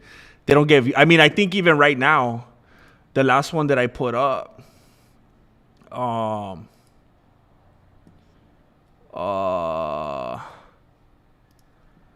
I think the last one that I put up got it got 2,500 views. 2,500. Now that exact identical video, I uploaded it also as a short, and it got just under 25,000, 24,814. So the video version, the horizontal version, got 2,500. The shorts version got 25,000. But sometimes it's hard to keep doing it because it's like, what for? But I think it keeps me sane. Because if all I did was stream, I would feel like a fraud. So thank you, bro. Max Bluestein, how's it going? How's it going? Shoot, where am I?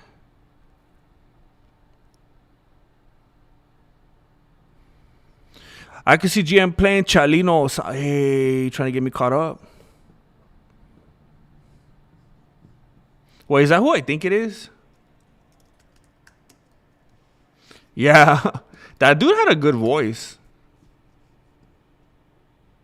Stevie Wonder. You are not alone.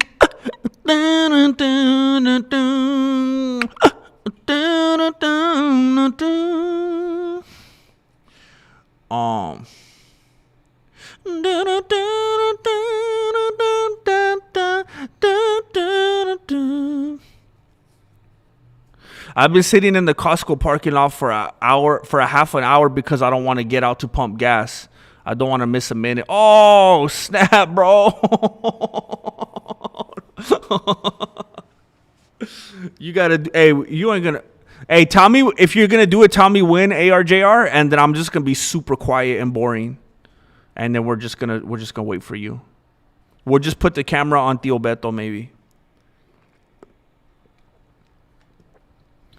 I always feel so dumb looking at the dude cook my food. I know it's awkward, man. It's awkward.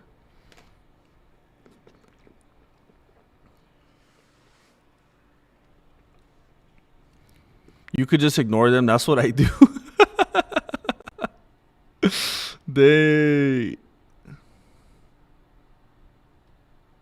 Eddie Bravo. I've got that before. I kind of get it. Especially when I start with what they call the conspiracy theories, even though I'm just talking about the truth. But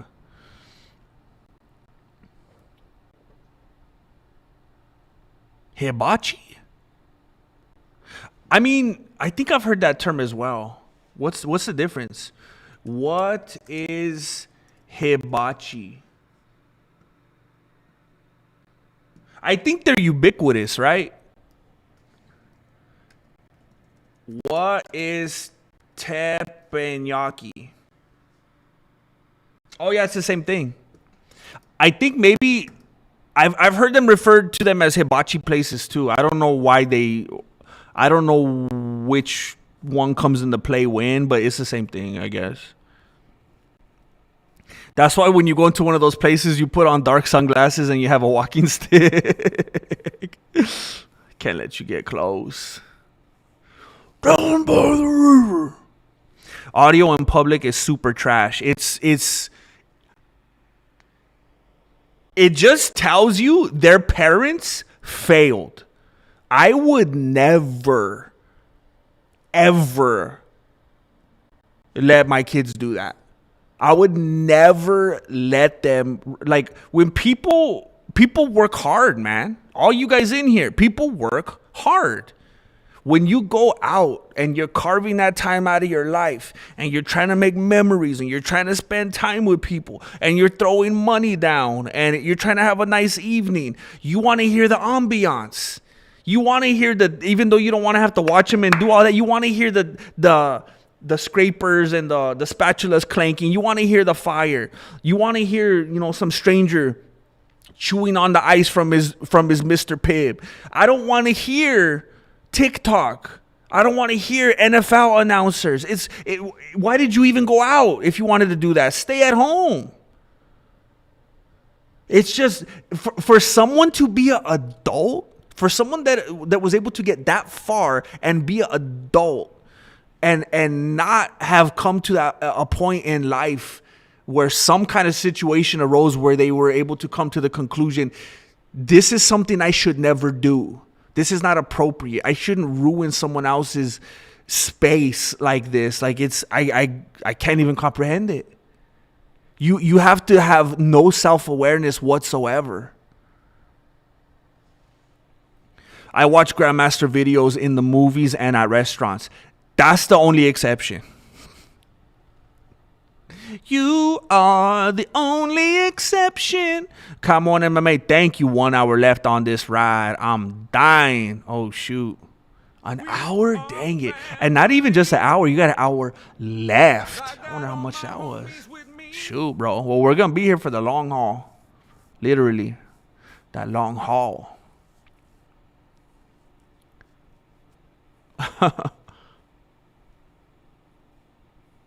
Yeah, we're very comfortable. Yeah. sometimes like Marilena and I's interactions, I feel like we're on a sitcom or something. Speech to text. Heck yeah, Camon. Camon is a safe, responsible driver. I didn't even notice. I don't know if I really noticed I was doing a balloon fart. Joe Schmosky, that absolutely happens. Yup.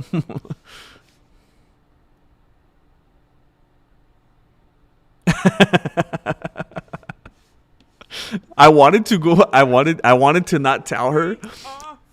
I wanted to go eat with Marilena one time and order whatever I'm getting and just be like, and the lady will have a salad. And she'll have a salad. Just to see her response. Oh.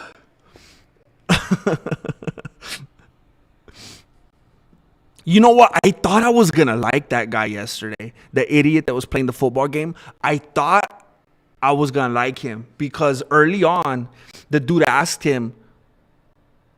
He asked them what they were celebrating. And he said their wedding anniversary. And I think he said their first one. They were super young. I'm almost positive. I might have just made that up in my beanie. I thought he said it was their first anniversary. He might have just said anniversary. I don't know.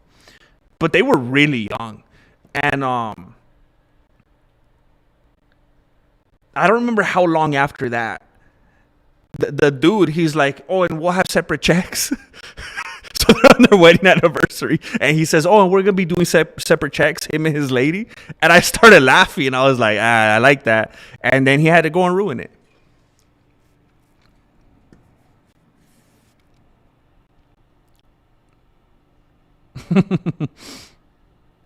Yeah, it was crazy, man.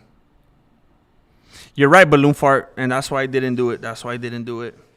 I have to have conversations like that all the time with my kids and let them know things that aren't worth it, like road rage and freaking out on people and being prideful and having ego and stuff like that, because it's just not worth it.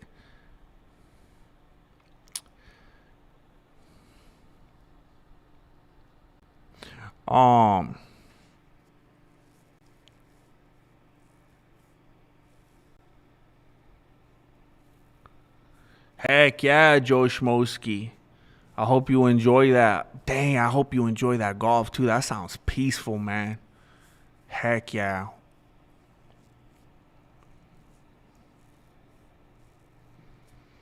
Hey, Chato, I should look at it in perspective. You're right, bro.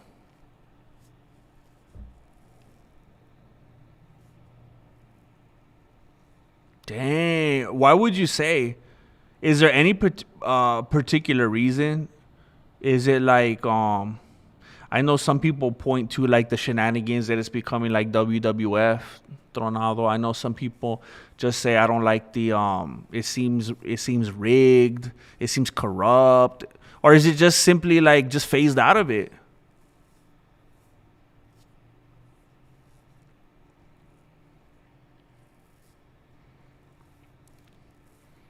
Stay safe out there, Jay Smith. The chefs hate me because I tell them well done. Then tell them, nah, keep cooking it. Well done, bro. Dang. Well done. I could understand, like, I don't prefer it, but I could understand a well done burger. But are you talking about a well done, like a steak, bro? Are you trying to get that sirloin jerky? That New York ribeye jerky?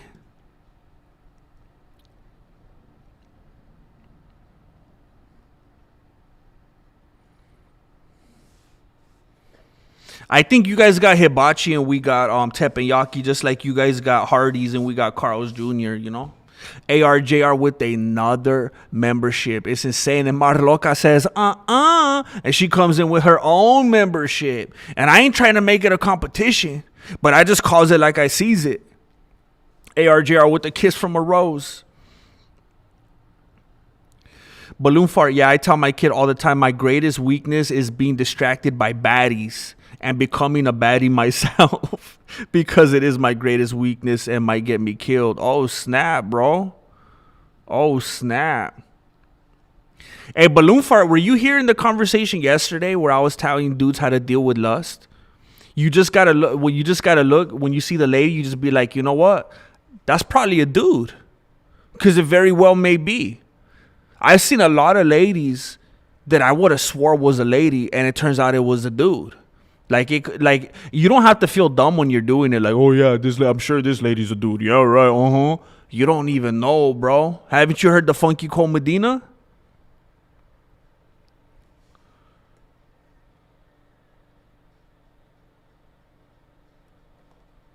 That's what I was. Every time you see someone that tries to lure you into temptation, you just be like, nah, it's probably a dude, bro. I'm telling you, look, when you see someone that's trying to lure you, when they got that aura about them, when they got that aura and they're trying to pull you in, all you got to do is be like, you know what? You know what's probably hiding under all that? You know what's probably hiding under all that? Now, I ain't trying to be mean. I'm just trying to keep you pure, bro. When you're mobbing around at the mall, when you're mobbing around and when you see this lady right here giving you the eyes, when she's giving you the eyes across the way from PacSun, and you're starting to have all these thoughts, and she's blinking at you with them big old 4-foot eyelashes, and she's trying to make you act up. She's trying to make you risk everything. You just got to say, you know what? There's got to be a morning after.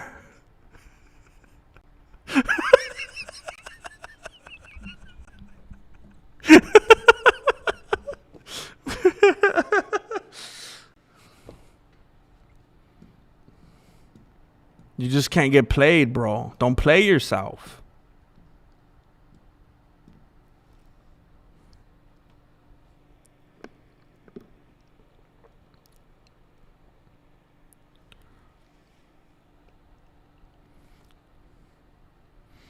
Lust doesn't work on me. I have a soul fracture and it's been a long time.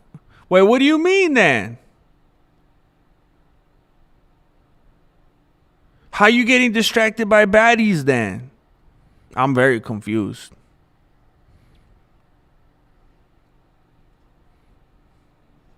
What do you think about Guru being racist?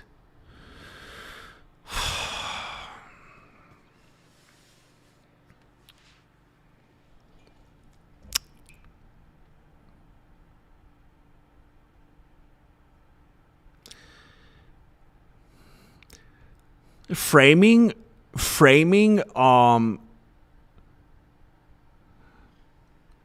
should I put this? Framing creates a lot of challenges. The way things are framed. Like cuz I have a different perspective than most people because of what I do, because of me being on here and doing stuff like this. And the way I do it, especially, and I don't want to go into the details about that because I don't like to break the walls down, you know? But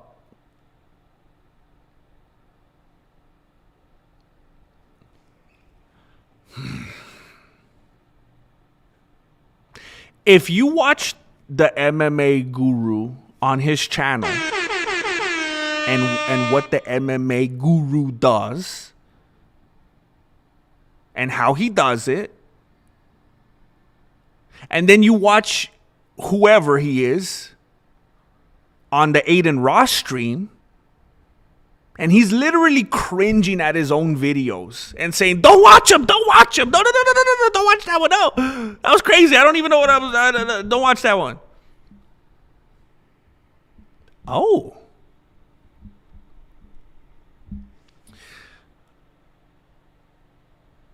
When a circumstance like this exists, and you're talking about someone who has even said, I'm acting, don't sue me, it's an act, whether or not that's true, it's like when someone says, what do they say when two people say the same thing at once? And jinx. It's like, hey, you said it already, what are you gonna do now? So my point is, if you see Al Pacino on a movie and he's a drug dealer and a murderer, are you gonna arrest him? No, nobody would do that, right? Because he's making a movie. He's playing a character. Now, I'm not a judge, I'm not a prosecutor, I'm not a jury. But by all accounts, by everything that's been put forth, MMA Guru has said time and time again, it's an act. I'm acting. Don't sue me. It's an act. And he says those kinds of things. But then when he's with people like Aiden Ross, he's like, So I don't think it's easy to make a claim like that, to say, what do you think about him being a racist? I don't think I could say he's racist, because that would be like me saying Al Pacino is a drug dealer and a murderer. Now, could he be a huge racist? Yes, he could. I don't know. He could be. I don't want to make it sound like I'm just blindly defending him, but in a way I kind of have to, because of what I do. This is like when there was a bunch of conservative people in media and they were defending Jimmy Kimmel. And it was like, why would they defend that piece of garbage? Like, why would they care about this? And it's like, don't you see there's a precedent being made here? If we allow this goes across the board. This has to be protected. So if I were to concede that and be like, okay, he's a racist, and so here's my answer, then that would be me opening the floodgates to anything I've ever said or done, even though I have a hard time recalling anything that I've said that I don't stand behind. So I've said it nonstop that I got nothing to lose, and I say how I feel, and I'm not worried about it.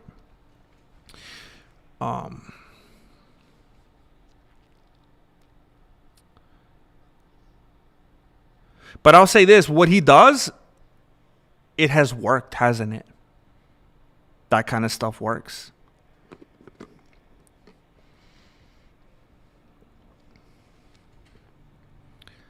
Dang it. Oh. I work with a few. You work with them. I work with a few women that have shown me their dating profiles, and I couldn't recognize it was them in the photos, and you work with them? Dang. See, that should be illegal. That should look. Let me show you something. If there's somebody, if there is somebody who would date this lady here and thinks she's beautiful, I don't understand. I don't. What am I supposed to be seeing here? Is this supposed to be a joke? I think she's wonderful. I would date her. Okay, that's amazing. Go for it. She's not a care in the world. She's being natural. She's authentic. She's being herself. She's not putting up any kind of fronts and acting like she's something. That's amazing. But if somebody who looks like this, and when I say looks like this, all I mean by that is that she literally looks how she looks. When you put your eyeballs on her, this is what you see. I don't mean anything by that. What I'm saying is if somebody looks like this, whatever this may be, she should not be going out in public looking like this. That should be illegal. That is false advertising. It's deceitful. It's manipulative. It's trickery. It should be outlawed. This should never happen. It's not okay. It's not cool. I mean, should guys be able to go out wearing like 45 pairs of socks? And then all of a sudden, every dude walking around 6'3", and then when you get home, and then the next morning you find out he's 5'7"? How would you feel about that?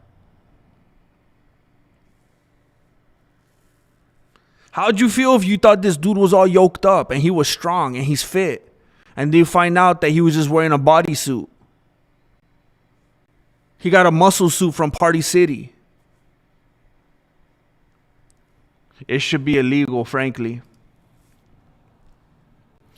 A victim of hate. Oh, dang it, bro.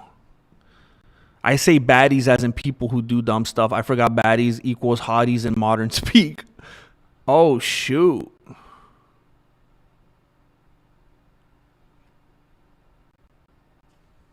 Dang it, bro. I'm sorry to hear that, man. That definitely took a turn. I wasn't expecting that, man. I'm sorry.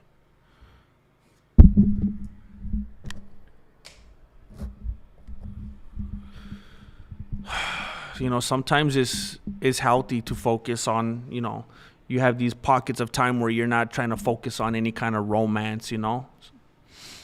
ARJR, no matter how hot a baddie is, somewhere somebody is sick of her stuff. Words to live by. Yup. It seems like it goes hand in hand, you know. Sometimes it seems like the hotter they are, the crazier they could be, you know.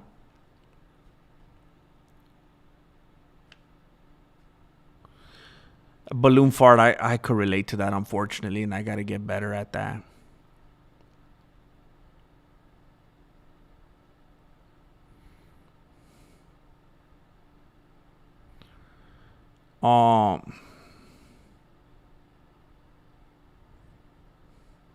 I mean, MOBA cry. I'm not. That could totally be true, bro. I'm just saying, like, honestly, I'm acting kind of like a lawyer here, like a defense attorney. It's like on some level, I kind of feel like I have to highlight and emphasize the statement that he makes. Hey, I'm just doing this because, hey, you know how many fighters could come after me for the stuff that I say on here and call it slander or whatever when I'm just telling some stupid jokes? And then I got to be like, hey, bro, chill. I'm just telling a joke. I'm just doing this. This is what here's my channel, and this is what I'm about, blah, blah.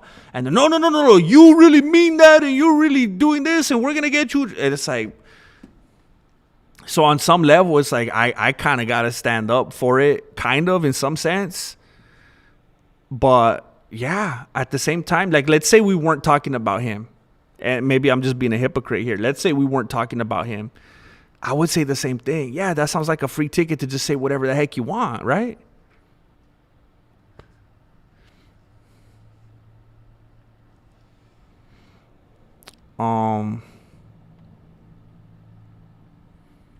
Dang.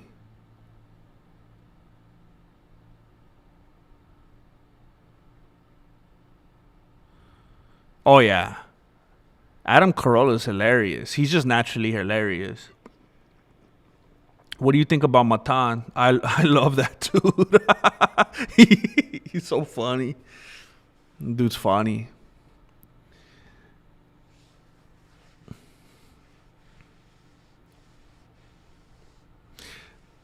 The only thing that I and Peyton Talbot called him out on it the other day.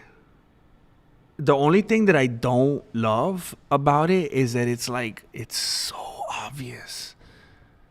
Like the whole Eric Andre format. And it's like if there was a way that he could find to do his thing without it being too Eric Andre, because it seems like blatant, and it's, you don't want to look like a ripoff, um and I'm thinking, like, what would it be like if he didn't do all that? Because I mean, look at Between Two Ferns. You guys remember that? It was just two dudes sitting down, and it was absolutely hilarious. But maybe he felt like if I just sit there and do that, people are gonna call it Between Two Ferns. I gotta have something going on. I gotta do some funky stuff.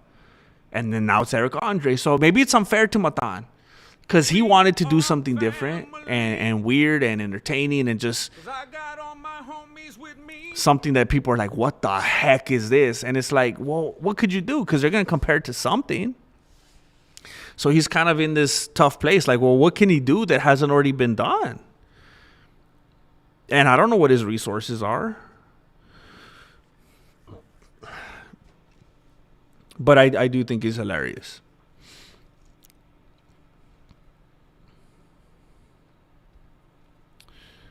Um,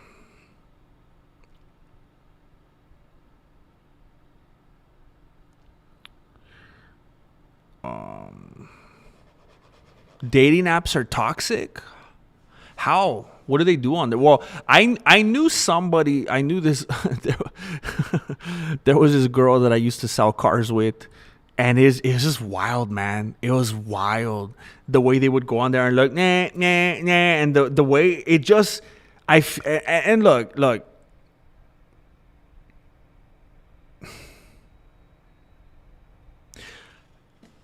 I I believe there could be some good in dating apps, and I really mean that. I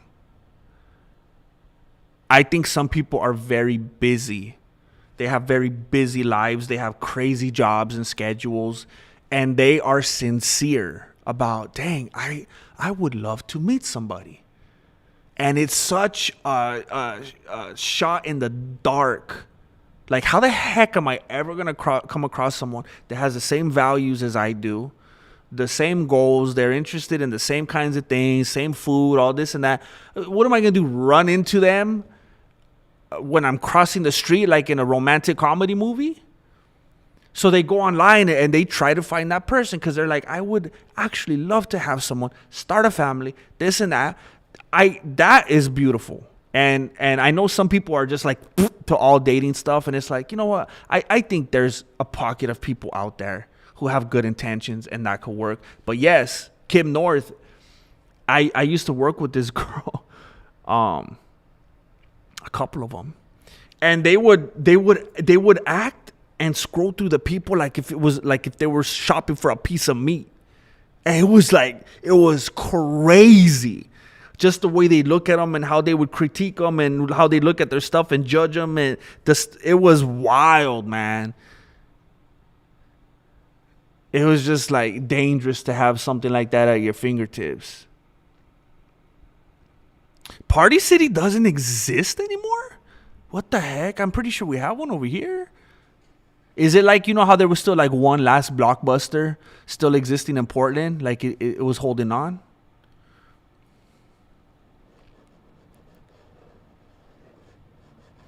Yeah, Jane Caulfield, that's a very popular thing. People like to do that.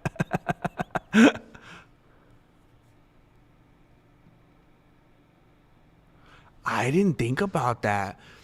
I think the problem is people use so much makeup, they look weird when they take it off because they don't get the natural pigmentation the sun would give them. That's crazy. That's very interesting. I never thought about it like that. Because it makes them look super pale. Look, I've had this conversation with, I think I had it with Marilena. I feel like I've had it with a couple people. And it was kind of like, I think I was kind of joking around and I was telling them that dudes are better looking than women. And I think I was just trying to get a rise out of them, honestly. And I was like, hey, there's good look. Okay, what's the best way to frame this? I was basically saying, girls look good, right? A lot of people say girls look good, and they all have makeup. And then girls say that dudes look good, right? But they don't wear makeup. Like, obviously, there's good looking and bad looking males and females, right? But I was like, but the males don't wear makeup.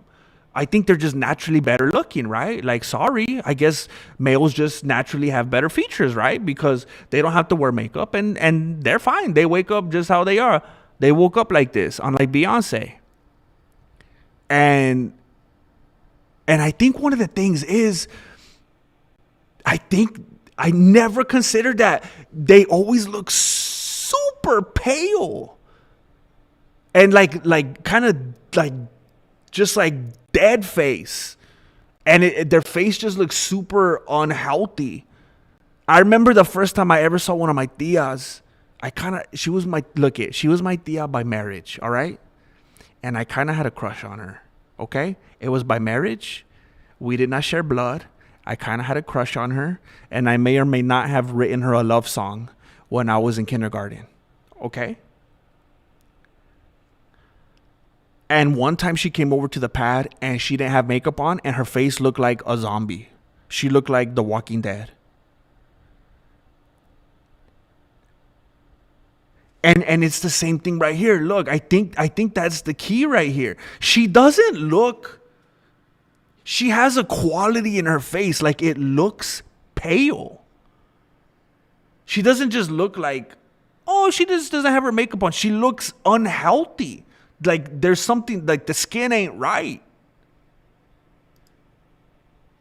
I think that's what it is. And that's why men are hotter.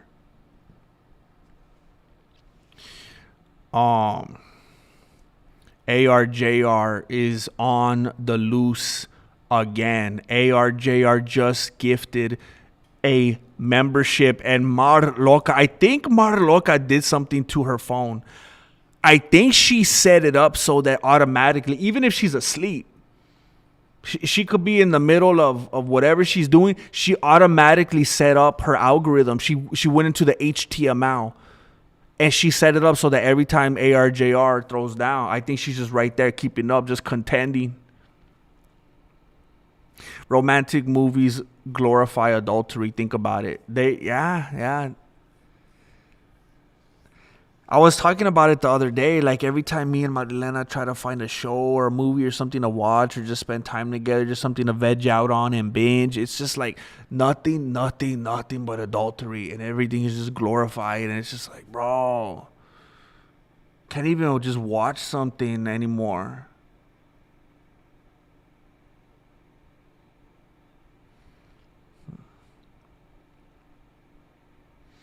Well, and I think the problem, Randall McDaniels, is people's misconception of what love really is.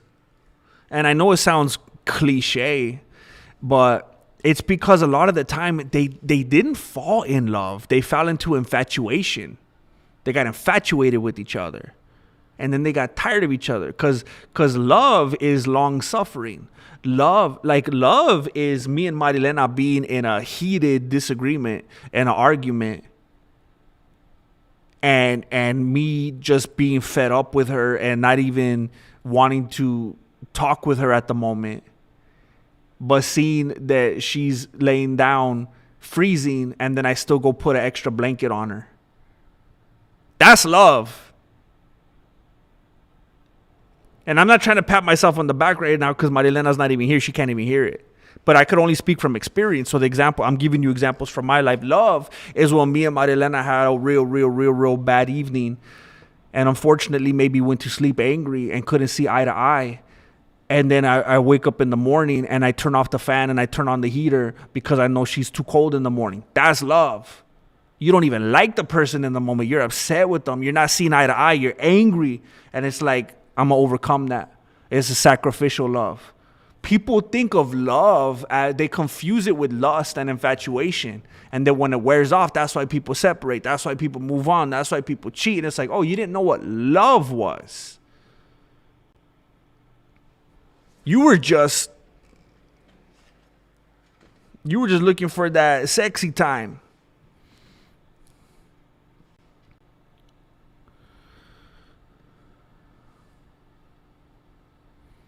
Dang. They declare bankruptcy like Michael Scott. I wonder if I'm trying to think of the last time I went to the one around here. I wonder if they just renamed or something. I'm pretty sure I still saw balloons and stuff. Maybe they just changed the name.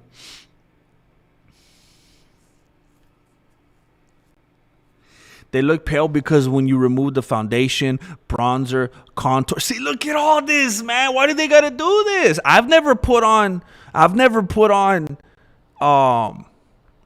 foundation, bronzer, contour, powders, concealer. What the heck? You're just one bland color. I don't know why they feel like they gotta do that.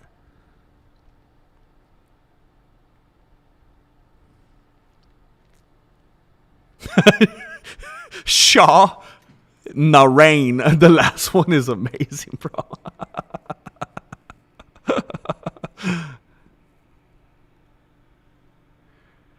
Plenty of beautiful women are out there not exposing their face to the sun and looking like vampires in the morning. Well, Matan, he interviews a lot of people, a lot of different people, not just MMA fighters. I listened to some of that Bonnie Blue one. I couldn't finish it. She was just like, oh, so they do have a Mil Tronado. Dang, look at Tronado with the research, bro. Now I don't feel crazy. I wonder why they're holding on. Dang, even after they went bankrupt. I tried to listen to the Bonnie Blue one, but it was like I couldn't. She was like, it was too much. She was like trying too hard. She kept going on about like all her jokes she kept trying to intervene with and just going above and beyond and like way over the top about just how gross she was, or however you want to put it. It was like she was trying way too hard and I just couldn't get through it. And it wasn't like, I mean, I have to admit, I definitely filter it because I'm not going to make that kind of content. But unfortunately, I could laugh at some bad stuff. I have a pretty warped, inappropriate sense of humor. I just don't make content like that. So there's stuff like I'll watch Kill Tony, and I mean, they go dark, bro. And I'm just, unfortunately, I mean,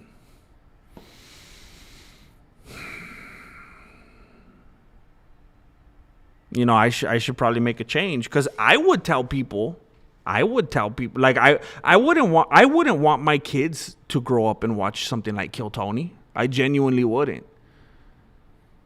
So it's like I shouldn't be a hypocrite. I shouldn't either. But I mean, I'll watch it and I will laugh.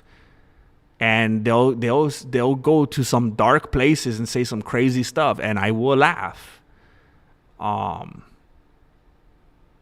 But like this Bonnie Blue thing, it wasn't like that. It was so inappropriate or pushing the boundaries too much. It was just it wasn't funny, and she was trying too hard, and I was getting more and more annoyed. And it's like, man, not only are you disgusting, but you're just like so blatantly unashamed of it and don't even know how to turn it into something light and funny, and you're just being pathetic with it. I just couldn't get through it. Oh. Oh, snap. So the closest is Bakersfield. I might be crazy then. She needs to discover some shame. Yeah, that hazmat suit. That kind of stuff is hilarious. Balloon fart. Hey, love is saving up for months to buy a new gun, but buy a new set of tires for your girl's car because you care about her safety, even though she. Yup. Exactly.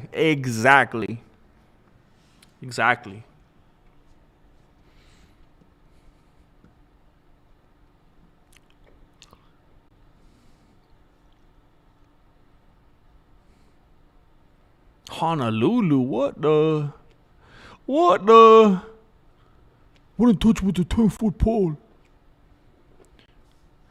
Grandmaster, I left my last job and now I regret it. But it's too late to go back. How could I cope? I guess I could try to find a new job. Oh no. Oh no. Connor C, why did you leave the last job? Was there something that you were trying to pursue? And if so, why are you not still pursuing it? Was there a different job you were trying to get? Were you trying to embark on your own thing? Were you trying to start a business? Why are you regretting it?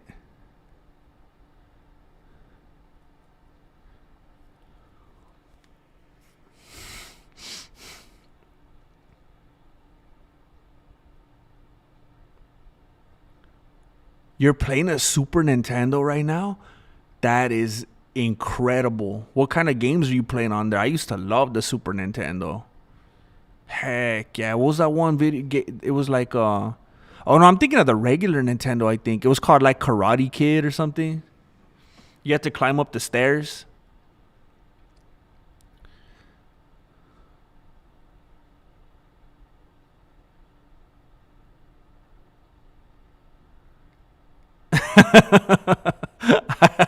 I didn't see that one, El Tronado. I love Zal Volcano. He's a real lovable guy. He seems like a real genuine dude. That's hilarious. Chrono Trigger. I never played that one. Diddy Kong Racing on the Nintendo 64, bro. I lived and breathed that game, bro. I hated the planes and the hovercrafts. I hated those ones. I couldn't stand, especially the water ones. Oh, they were the worst. Dude, I used to play, one of my uncles had that game, the Teenage Mutant Ninja Turtles one, Jordan, and I used to always play it at my grandma's house. I loved that game, man. Oh, it was called Kung Fu. It was funny because weren't they wearing karate uniforms and it was called Kung Fu? I'm pretty sure. It was just like a bunch of white dudes making it. They call it Kung Fu and they put them in karate gis. Hold on, I need to grab my nuts.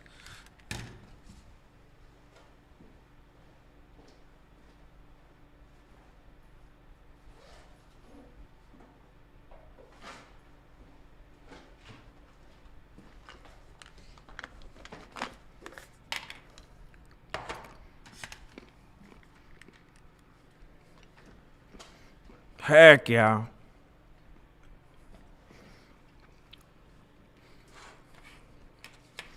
That game was amazing. It was kind of like the game of death, huh?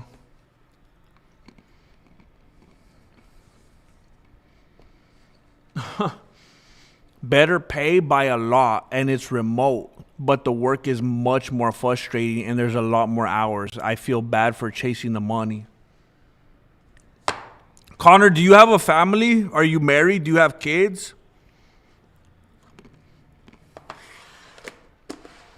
I feel like Dave Ramsey.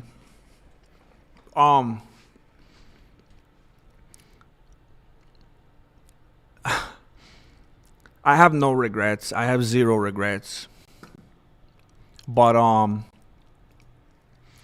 I started this channel. I started doing the Mexican martial arts when I was already married and had 2 kids already. If I was doing this as a bachelor, with my obsessive nature, with my ambition, who knows what it would have, you know. So if you are a bachelor and you don't have kids, it's like, bro, work your butt off. Get your money, bro. Stack it. And then you can coast and you could be a present husband and father when the time comes. Bro.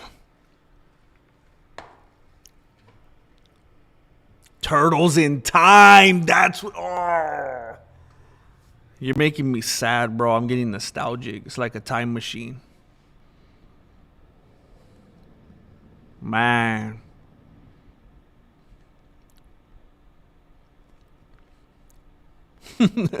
That's so funny that multiple people are actually playing right now.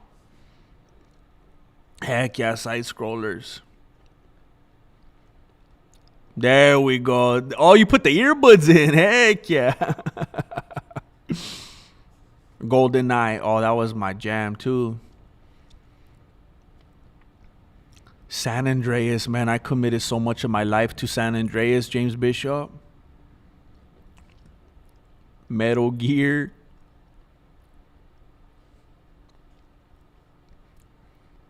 Yeah, that's the one I had, James Bishop, on the PS2. Man, I played that thing till it started to fall apart. Literally, there's pieces of plastic falling off of the console on my PS2.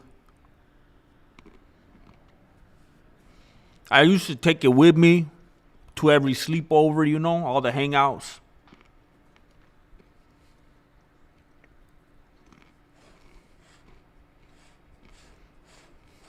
Connor will find his own Bonnie Blue, but he's married. He's a married man.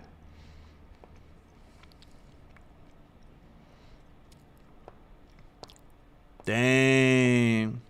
2004 retro. Forever.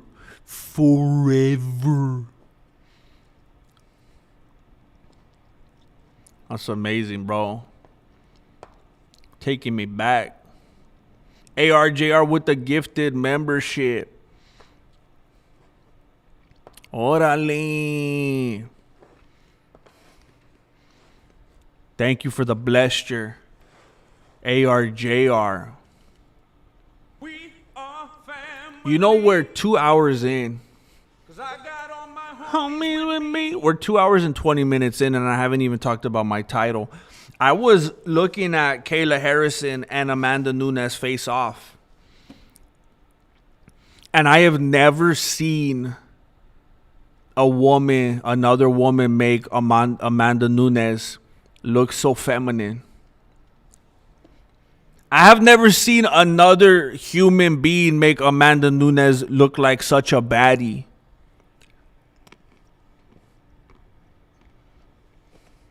I saw aMANda Nunes standing next to Kayla Harrison, and for a brief moment, I thought that aMANda Nunes was an OnlyFans girl. And this has never happened before. Oh, heck yeah. I had all of those, bro. I had WCW versus NWO. I had Raw. I had Nitro. I had... What was that? There was another one. I don't know. I had like everything.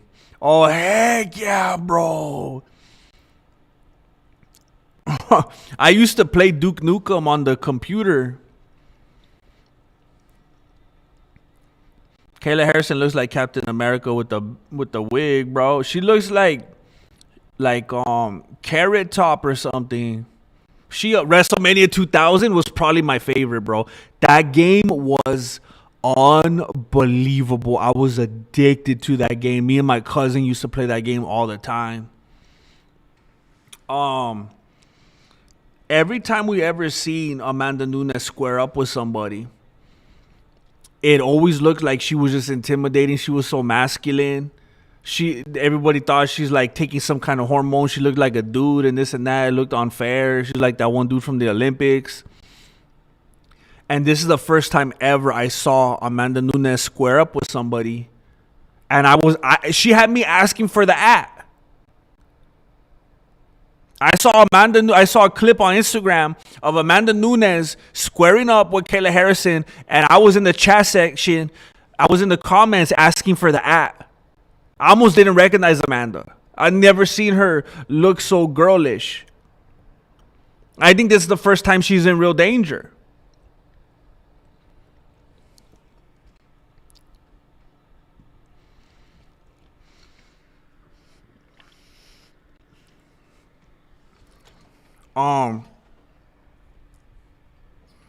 Connor, I would say this, and of course you're gonna do what you need to do, but just my brief opinion. At this stage in your life that it sounds like you're at, I would say just about the most important thing is you and your girlfriend being in sync, being united, having the same goals. If you're chasing something and it really is leading to income, and you guys could see that, and it's in your bank account, and you guys are planning, and I don't know how far along you are. I don't know how long you've been together, but let's say there is money coming in and it is real and it is going into the bank, and you guys are like, heck yeah. At this point down the road, it looks like we're going to be able to move into this kind of, we're going to be able to get married. We're going to be able to move into this kind of place. We're going to be able to support a family. Then beautiful. You work hard up front. You front load. You're young. And then when you decide to start the family and settle down and all that, it's just coasting, bro. And you put in all that, just like they said about Muhammad Ali, you do all the hard work right now, the brutal work right now, so that you can enjoy life later. But if you're butting heads with your girlfriend and she's like, I never see you, this isn't what I thought it was, you're not available, who cares about the money if we can't even spend time together and this and that, obviously you don't want to jeopardize a relationship that means a lot to you. But I'm saying if you are united, if it is working and it's fruitful, because I've had jobs that was supposed to be something and I put all the hours into it, all of them. And I didn't even have all of them. I found some extra ones in the back. I put those hours in too. And they yielded no results. You know, commission type of things. Money wasn't coming in. Turned out, oh, this was a big mistake. Then, yeah, it's like, okay, time to dip. But if the money's coming in and you both see that and it seems manageable and you guys have the same goals, all good. But yeah, don't be one of these dudes that burns all your bridges and jeopardizes every relationship and puts everything on the back burner just for money. You don't want to serve money, man. But if you're just stacking that money to make the money work for you because you want to be in control and have a peaceful type of existence a little bit later on, then that's cool. You just don't, of course, never want to let it control you. But of course, bro, it's my pleasure. And just to throw it out there, I don't know what the relationship is. I don't know if you've already heard from somebody over there or what, but I have left multiple jobs before where the people have told me there, bro, if you ever want to come back, please let us know. Come back. And I don't know if you've explored that yet, but the thing is, it might just be a safe kind of thing where you go back there and now you're just hating your life, doing the mundane thing, just scraping by forever, when maybe you could have stacked right now and had a easier life later on down the road with your family. But that's only for you to know. I don't know all the details. But all the best, man.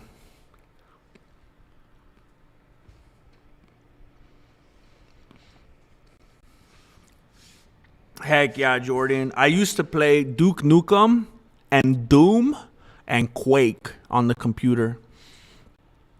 Duke Nukem was probably my favorite. It had humor, it had everything. And yeah, of course, WrestleMania 2000. I had No Mercy. Heck yeah.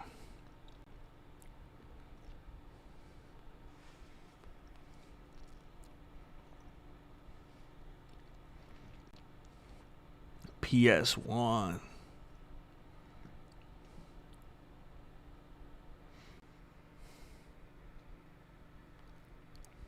Oh.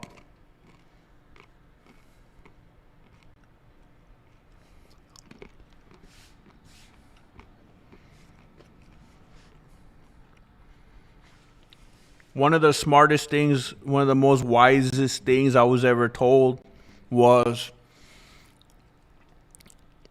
work to live. Don't live to work. And if you're in a situation where, you could see that you put in this work right now and it allows you to live the life that you like, then cool. But you don't want to get yourself in a situation where now you're just a workaholic and it's just going to stay that way.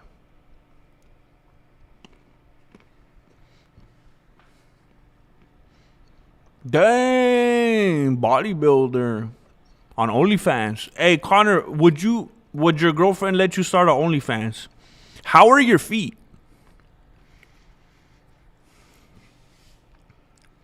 How many items can you stuff in between your toes? How much dexterity do your toes have? How did I go from that substance, that good advice I was giving, to talking about his toes? What happened to me?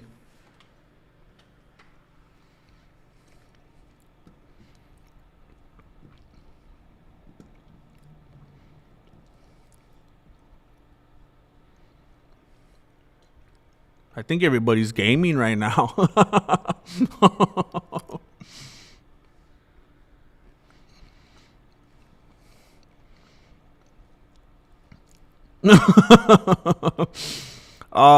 Jessica, we didn't know you were here. We didn't know you were here. Oh, snap. Now I'm embarrassed. You got to keep us in check. Yeah, you got to explore. You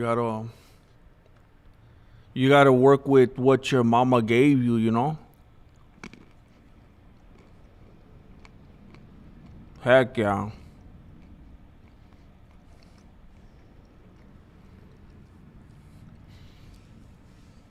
Run around the block.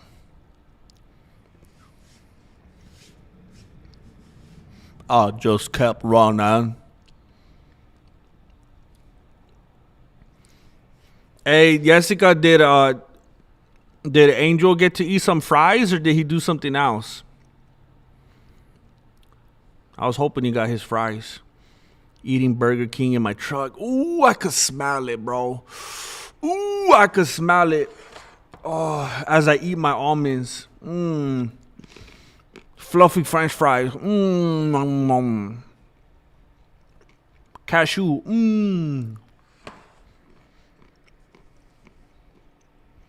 As someone who is at work all the time, don't be a person at work all the time. James. It's true. Dang. Okay, I used to think it was Shauna Rain, but now I believe it's Sean A. Rain.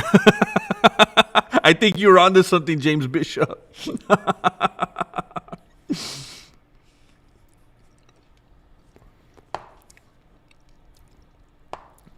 That's funny. But I think you're onto something, Sean.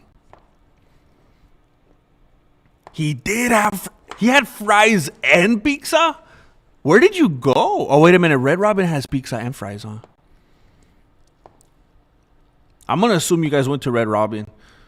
That's in my mind, you guys just eat every other day you guys go to Red Robin.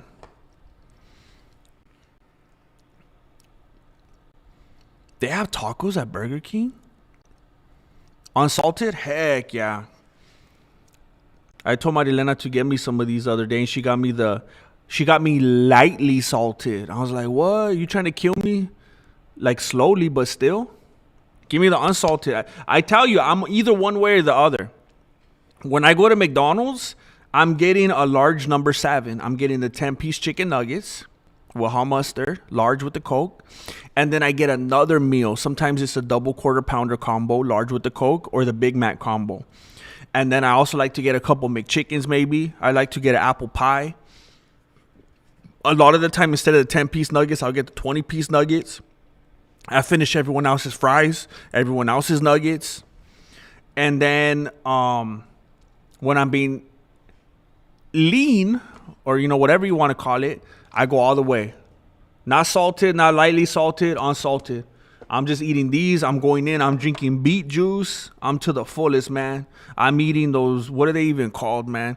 They looks like a bunch of little pills. What's those red fruits you got to cut open and it has like a million little pills in them? What's it called? The pomegranate. Antioxidants and whatnot.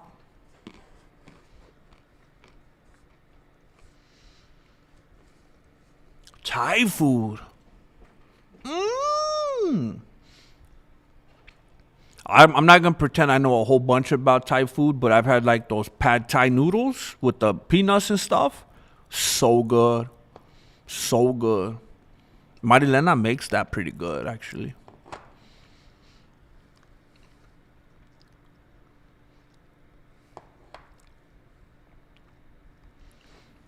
I know, bro. Like, it's insulting, Carmon. And it's like they've outdone themselves this time. Like, I'm telling you, Kayla Harrison makes aMANda Nunes looks like she could be. She's making aMANda Nunes look like Sable over here.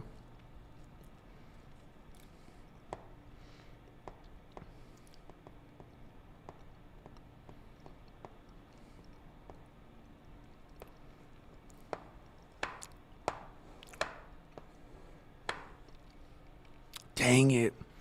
I get jealous of the local spots because then I know I can't have any.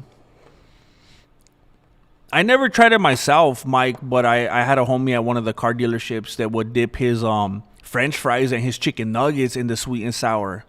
I was like, what?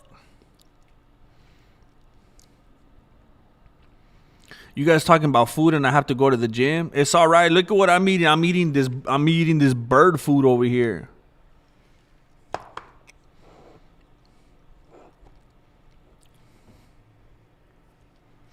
Dang. FedEx.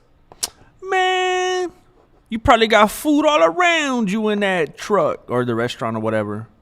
You're lucky. Let's go to the back and just be like, what do I want to have off my own menu? You don't want none of this. Trust me. It's like the dude from Walk Hard. You don't want none of this. Trust me. It's non-habit for me.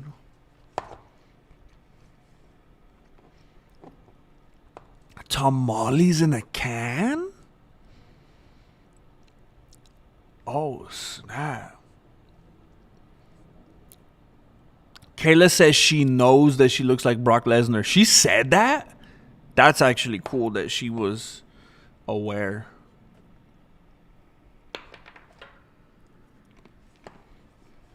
That's pretty funny.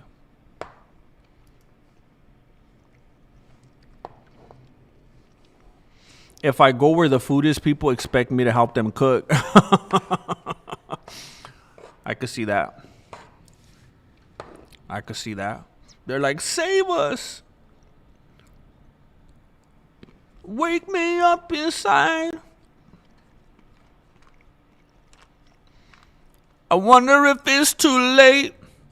Should I go back and try to graduate?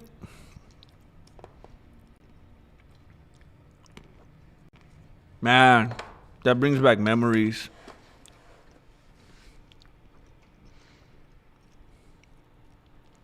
I remember when I was in high school, I had this friend and her sister and her sister's husband were getting a divorce. And I was, it was wild, man. I had a very good friend, and she was a girl. Her sister and her sister's husband were getting a divorce, and I was helping them move. I was literally helping the wife move out and go to her new apartment. And the dude, like the husband, was also helping move. It was wild. They had a baby together. They had he was like a toddler at that point. And the husband, so they were very much intermingled still. They had a child together, and the husband was helping his wife move out. And I was in the car with him. And we were like lifting heavy things, couches and stuff like that. And I was in the car with him. And we were driving to her apartment. And then we get in the car. I'm like, I put my seatbelt on. And then I hear, "Look at this photograph." And I'm like, oh no.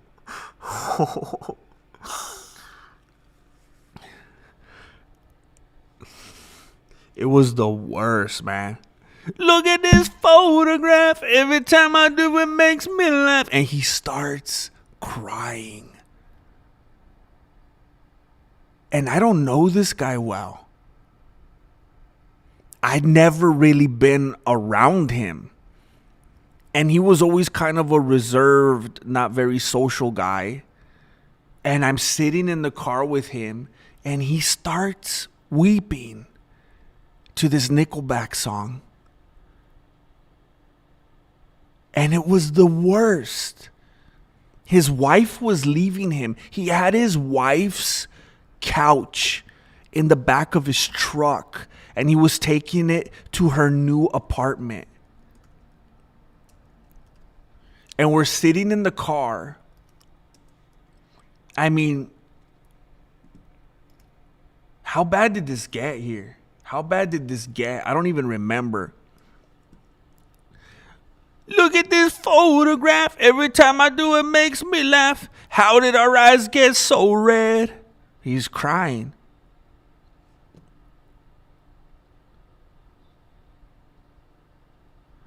"I wonder if it's too late. Should I go back and try to graduate? Life's better now than it was back then. Every memory." How does the melody go right there? Every memory of looking out the back door. I had the photo album spread out on my bedroom floor. It's hard. Bro, I'm in the car with this dude. He has his wife's couch in the back of his truck, and we're driving to her new apartment where she's going to leave him. And we're driving down the road. It's hard to say it, time to say it. Goodbye, goodbye.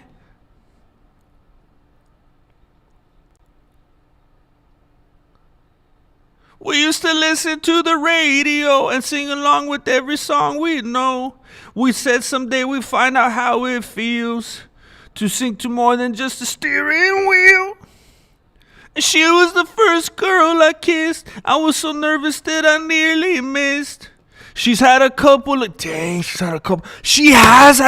kids since then. I saw her at one of Jesse Jr.'s basketball games. She has had a couple kids since then. I haven't seen her since God knows when. It's hard to say it, time to say it. Goodbye, goodbye. It was terrible, bro. It was terrible. It was terrible. I felt so bad for that dude.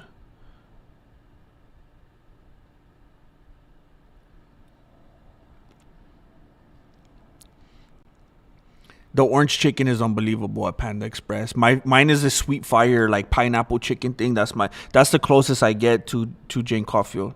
The sweet onion fire chicken pineapple thing. I helped my son's mom move into her new apartment after I dumped. Oh my gosh.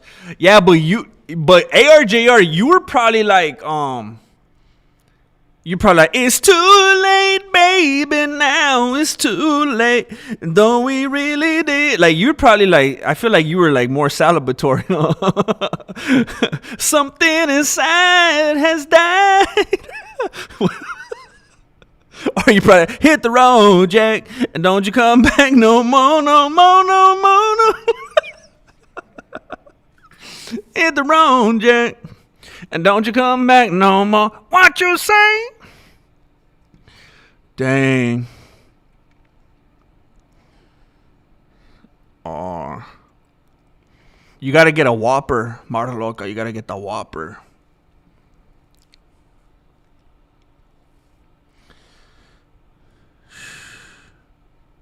Dude, it was tough, bro. It was tough.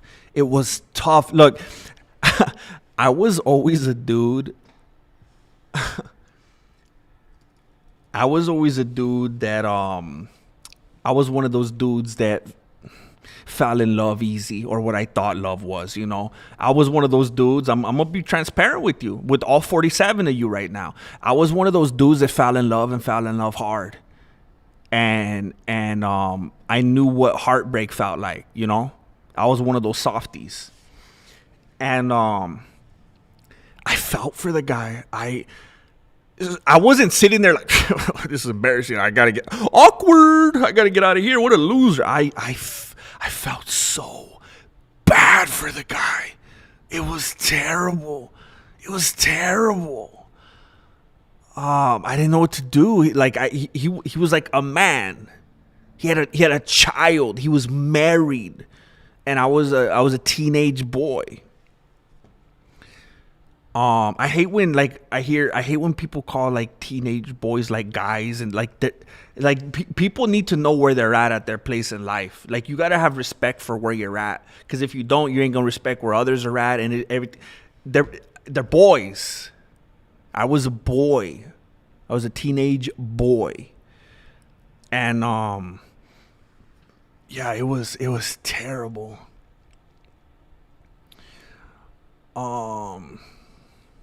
If my wife ever decided it was over, I would help her move out. I get it. No need to be small about it. Dang. Wow, just matter of fact, bro. Dang.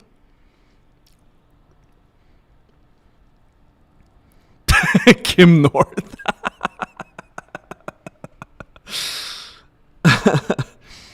Do you know why they got divorced?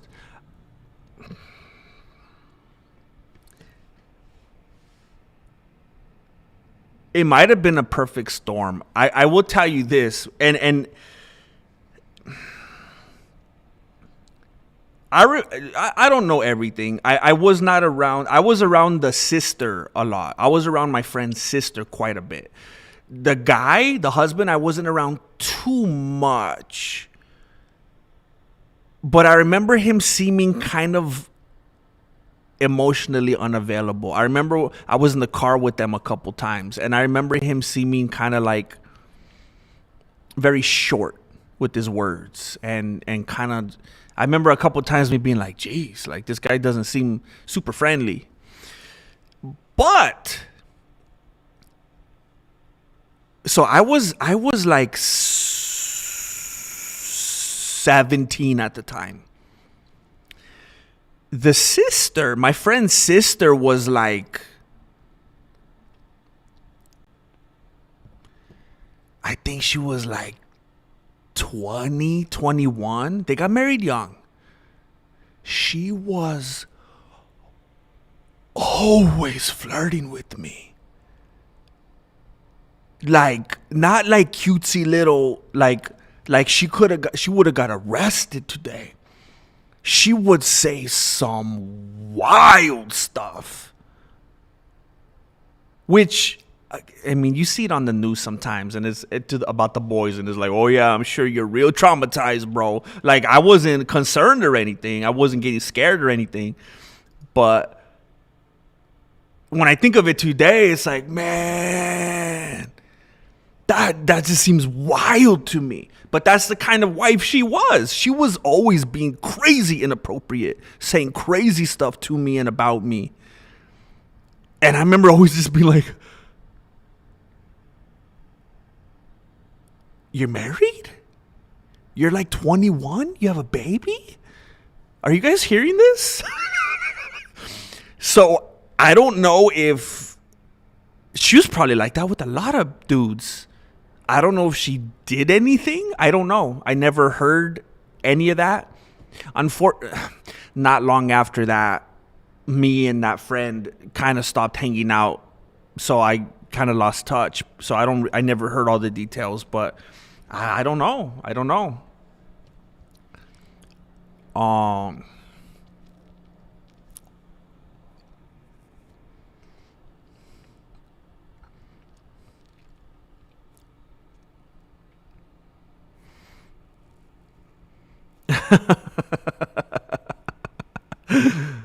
Yeah, it was a different time. I watched too many of those romantic comedies. That's beautiful, James. I felt the same way. I remember when me and Marilena got together. There was this I used to love blonde chicks, bro. And Marilena knew it, and she still kind of teases me about it to this day. I liked blonde chicks, bro. I grew up in a town. I always say it was like a miniature East LA. I grew up in this town where it was just puros Mexicanos, just like Mexican, Mexican, Mexican, Mexican. If you saw a white person, it was probably a teacher at the school. It was just, and I remember when I got to high school, and I was like, well, not even, there was someone that came over from another town sometime in like middle school that was white, and I was like, who's that lady? And then it kind of fostered into when I was in high school, and then I went to a town. I was like, what's happening? It was like the promised land, you know what I'm saying? Flowing with that milk, and you know what I'm saying? And I say all of that to say that there was this girl that I was talking with when I was a young adult, and she was blonde. She was a white girl, and we were talking, and stuff was supposed to happen, and we were going in that path, like we were gonna be together. And then I had kind of known Marilena from school, but we didn't care for each other, didn't run in the same circles. I thought she was annoying. She thought I was a loser. But then I kind of ran into her as a young adult when I was out of high school. And it was like, boom, like I had no choice in the matter. It was just like, that was it. It was a wrap. And it got a little weird briefly because she was like best friends with the blonde chick. Hold on, this is my favorite part. I want you to hear it. Oh, I love that drum roll. Oh my gosh. And I shared it with you. I sacrificed my pleasure for you guys. I love that drum roll. That drum roll. I can't talk. I'm gonna step aside, lend a helping hand.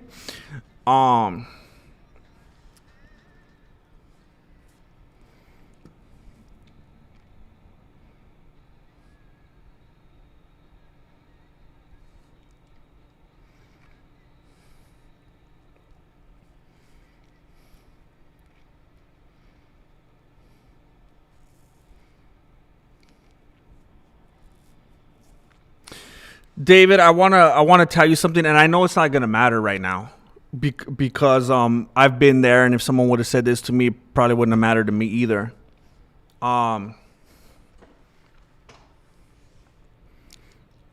There were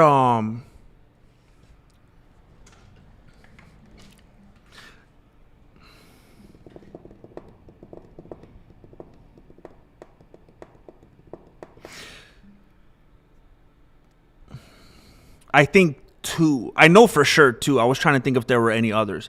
There were 2 times in my life, 2 times, where I was working somewhere and a position opened up. And bro, I wanted the position so bad. So bad. I started getting all my references together. I started writing my cover letter. I started getting everything already, my resume. I was just like, please, please, please. I need this. This is the next thing. This is going to line up everything the way I wanted and needed this. I need this. And I started daydreaming. If I get this, I could do that. And then it's going to lead to this and we could have that. And I couldn't have wanted it more. And both times, these were two different jobs. Both times, I didn't get it. And it's probably petty. I didn't leave on bad terms. It's probably petty and it seems weak and immature and all that. But at both of those jobs, not very long at all after that, I left. Because and I'm just trying to let you know the magnitude of how it affected me. I was so hurt that I didn't get it, and I felt like I should have got it. And it made all the sense, at least to me, made all the sense in the world. And I was like, I can't keep coming here every day. I feel so stupid and rejected. Like, I can't, after they just said no to me, it's like, how could I keep showing my face here? They said I'm not good enough. I feel terrible. And both of them, I left. And both of those jobs, it didn't take me very long after each of those instances to realize, and I guess I didn't learn the first time, and maybe it wasn't my fault, because what was I going to do? You got to keep trying wherever you're at. But in both of those cases, not too long down the road, I realized, wow, I would have hated it if I actually got that.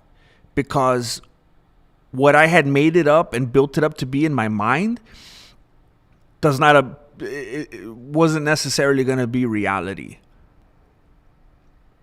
And it would have changed I could only speak personally. I'll tell you this, the second one would have been way worse. I was working at this place where I put in for a position above mine. And if I would have got that, and I was doing everything I could to get it. I was talking to everyone above me. I was trying to get advice for them. I was trying to get interview advice and everything I should say and how I should approach it. And I knew what it was going to mean. It was going to mean more hours and it was going to mean more responsibility and this and that. And man, it would have been a lot. And it would have, I think overall, it probably would have had a negative effect on my mind, on my family, on my time, on my well-being in general. And I realized I dodged the bullet. I wanted it because I was already there. I was already in the company and that thing opened. It's kind of like when you start dating someone that you work with. It's like, well, it was there. So you're working at this place and it opened. Well, it's there. I might as well.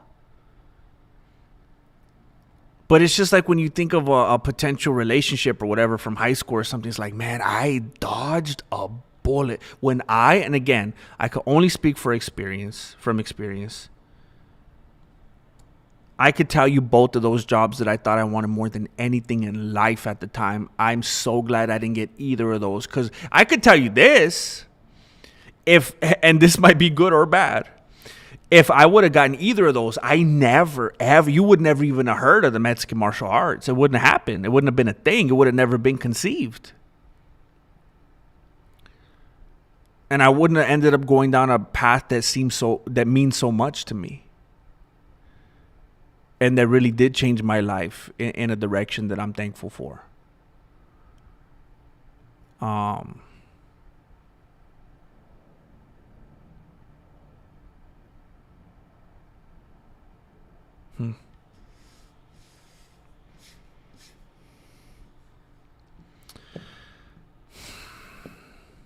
There was and just one more thing.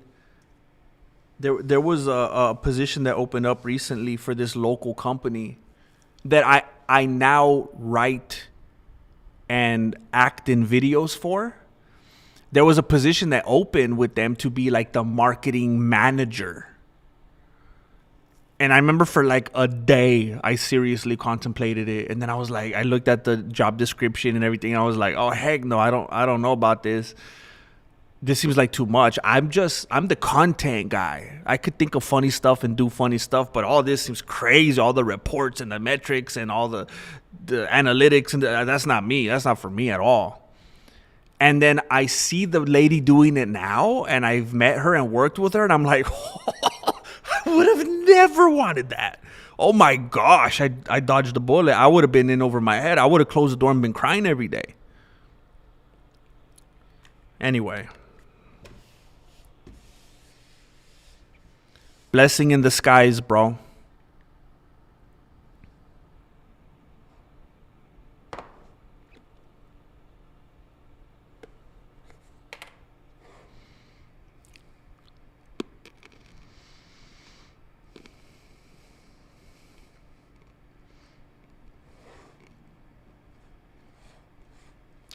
El Tronado, are you defending this girl being a predator because he was emotionally unavailable? How dare you? How dare you take her side? This is not a healthy president, bro. Oh, Dana. Oh, Dana.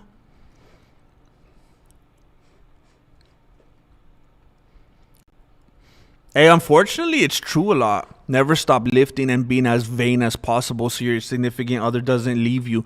You know how many instances I've seen of dudes that simp for their ladies and they just put her on a pedestal and it gets to the point where she loses respect for him and then she leaves him. It's like you gotta dangle the carrot a little, so to speak. You gotta dangle the carrot a little bit, so to speak.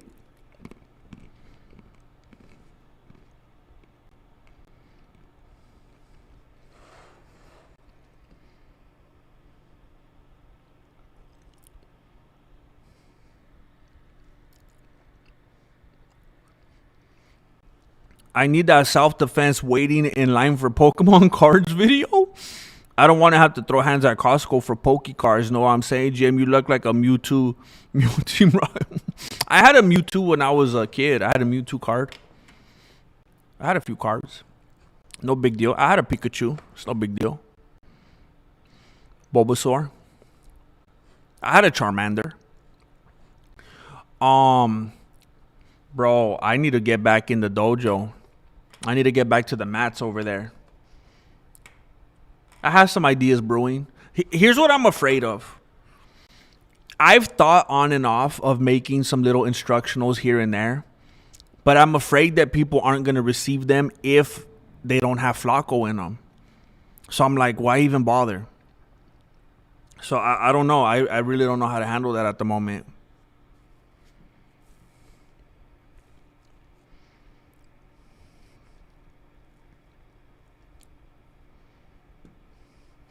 Oh, heck yeah.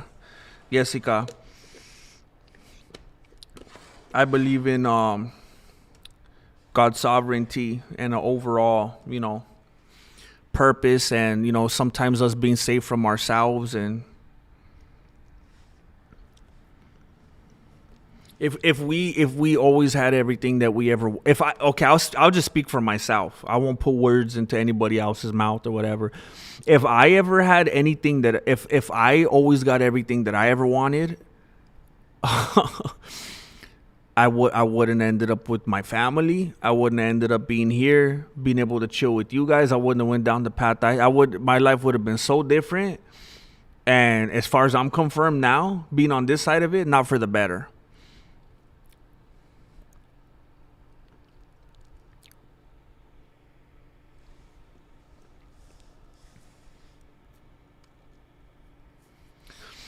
I mean, I guess it's just a matter of perspective, James. It's just like when people talk about trying to think of a good example. It's like sometimes when people talk about something crazy that happened in the scriptures, and then it's pointed out, do you think God was surprised by that? Or even anything that happens today. Let's say there's some crazy mass shooting. There's a atomic bomb or something. It's like, you don't think God was surprised by that, right? I mean, it's hard to even have a conversation if you're having a conversation with a person that doesn't even accept the concept of God in the first place. But if they do, then it's like, okay, so then do you also believe and agree that you're talking about a God that lives outside of space and time? And if they do, then it's like, okay, then you have to understand that no type of situation is gonna blindside them or take them by surprise, right? And in that case, it's not even a possibility for God to have gambled with Job's life, because God sees outside of space and time. That means God knows all from beginning to the end, knowing what was ultimately going to happen with Job. And I know it's just like I heard a dude say it, hey, the day that I could understand God fully, the day that I could fully wrap my beanie around God and understand all the ins and outs, that's the day he doesn't even deserve to be my God. I mean, and he said, me understanding God is like the cockroach I see on the ground understanding me. Like, I'm going to have to accept that. And I believe that if I was fully able to completely wrap my beanie around God and know all the ins and outs of God, it's like he wouldn't be a God worth serving. It's just I couldn't expect to be that far along intellectually.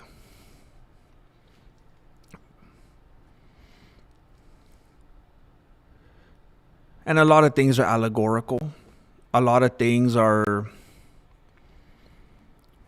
I mean, it's a lot less inhumane when it's tough. Again, it's a matter of perspective. It could be considered a lot less inhumane when a sovereign person knows the outcome.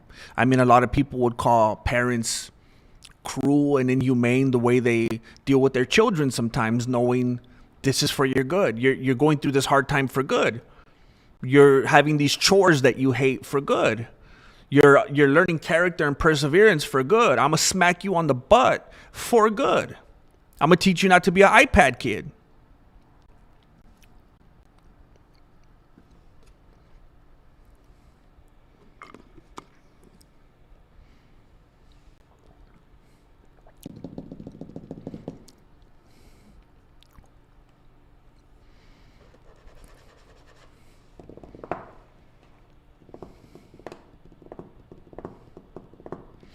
Yeah, James, I mean, I try.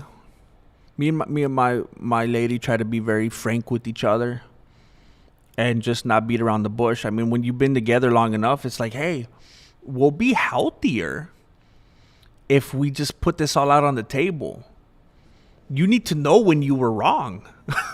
and please tell me when you think I'm being wrong. We're not dating. We're married.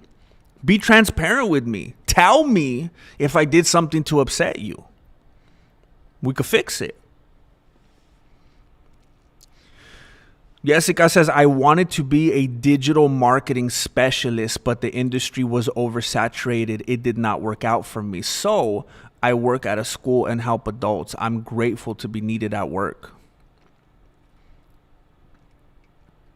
That's beautiful. Totally different sounding industry. Totally different. And you're sitting in this place now where you're actually saying, I'm grateful. I'm grateful to be needed. And I'm like, man, I hope I could get there someday. Man, I hope I'm still trying. I'm struggling to get back there. I'm going to figure it out. I'm grateful to be here. That's amazing.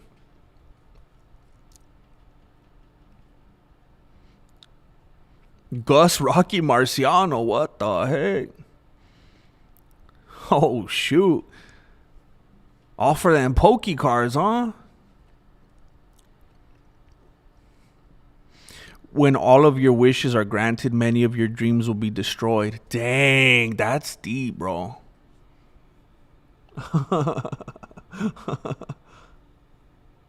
Oh, I do too, ARJR. I do too. I wouldn't have had some of the most the hugest blessings that are in my life, the people in my life, if I would have had everything I asked for once upon a time. Absolutely. Well, with that being said, I gotta take off. I gotta go take a little bit of a drive right now. And oh, tonight's movie night.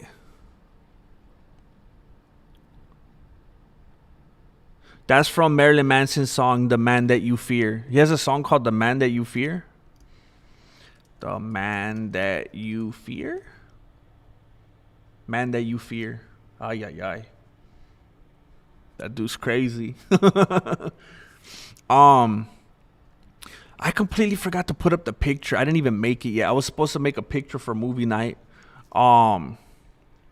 We're doing movie night today for those of you that can make it. I'll put a post on the members tab a little later to try to get more attention to it. We're going to be watching Renaissance Man.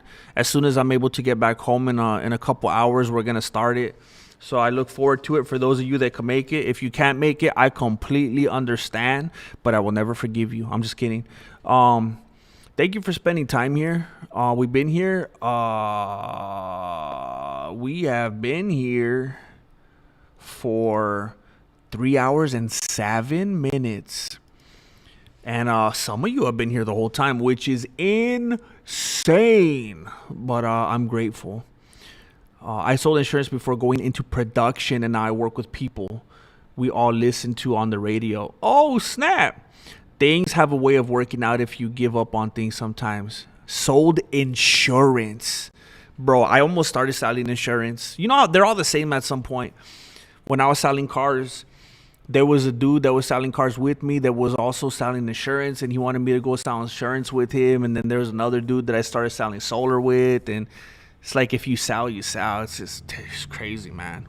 But that's crazy. That's really cool, man. They did fly by. A game developer now. I build AI models. Not as exciting, but I make games as my own hobby. That's kind of cool too, though, because now it's your hobby. Because sometimes, I mean, I know the thought of it is cool, but sometimes when you're doing something you love and then it becomes a job, you lose the love for it, you know? TTYL. Thanks for stopping by. Let the bodies hit the floor. All right, I better dip out before I'm late. I'll be back on for the movie night later. I'll see those of you that are able to join. Thank you very much for stopping by here. I'm also going to upload the membership video on the membership tab and on Patreon as soon as I'm able to, so keep an eye out for that. I will see you guys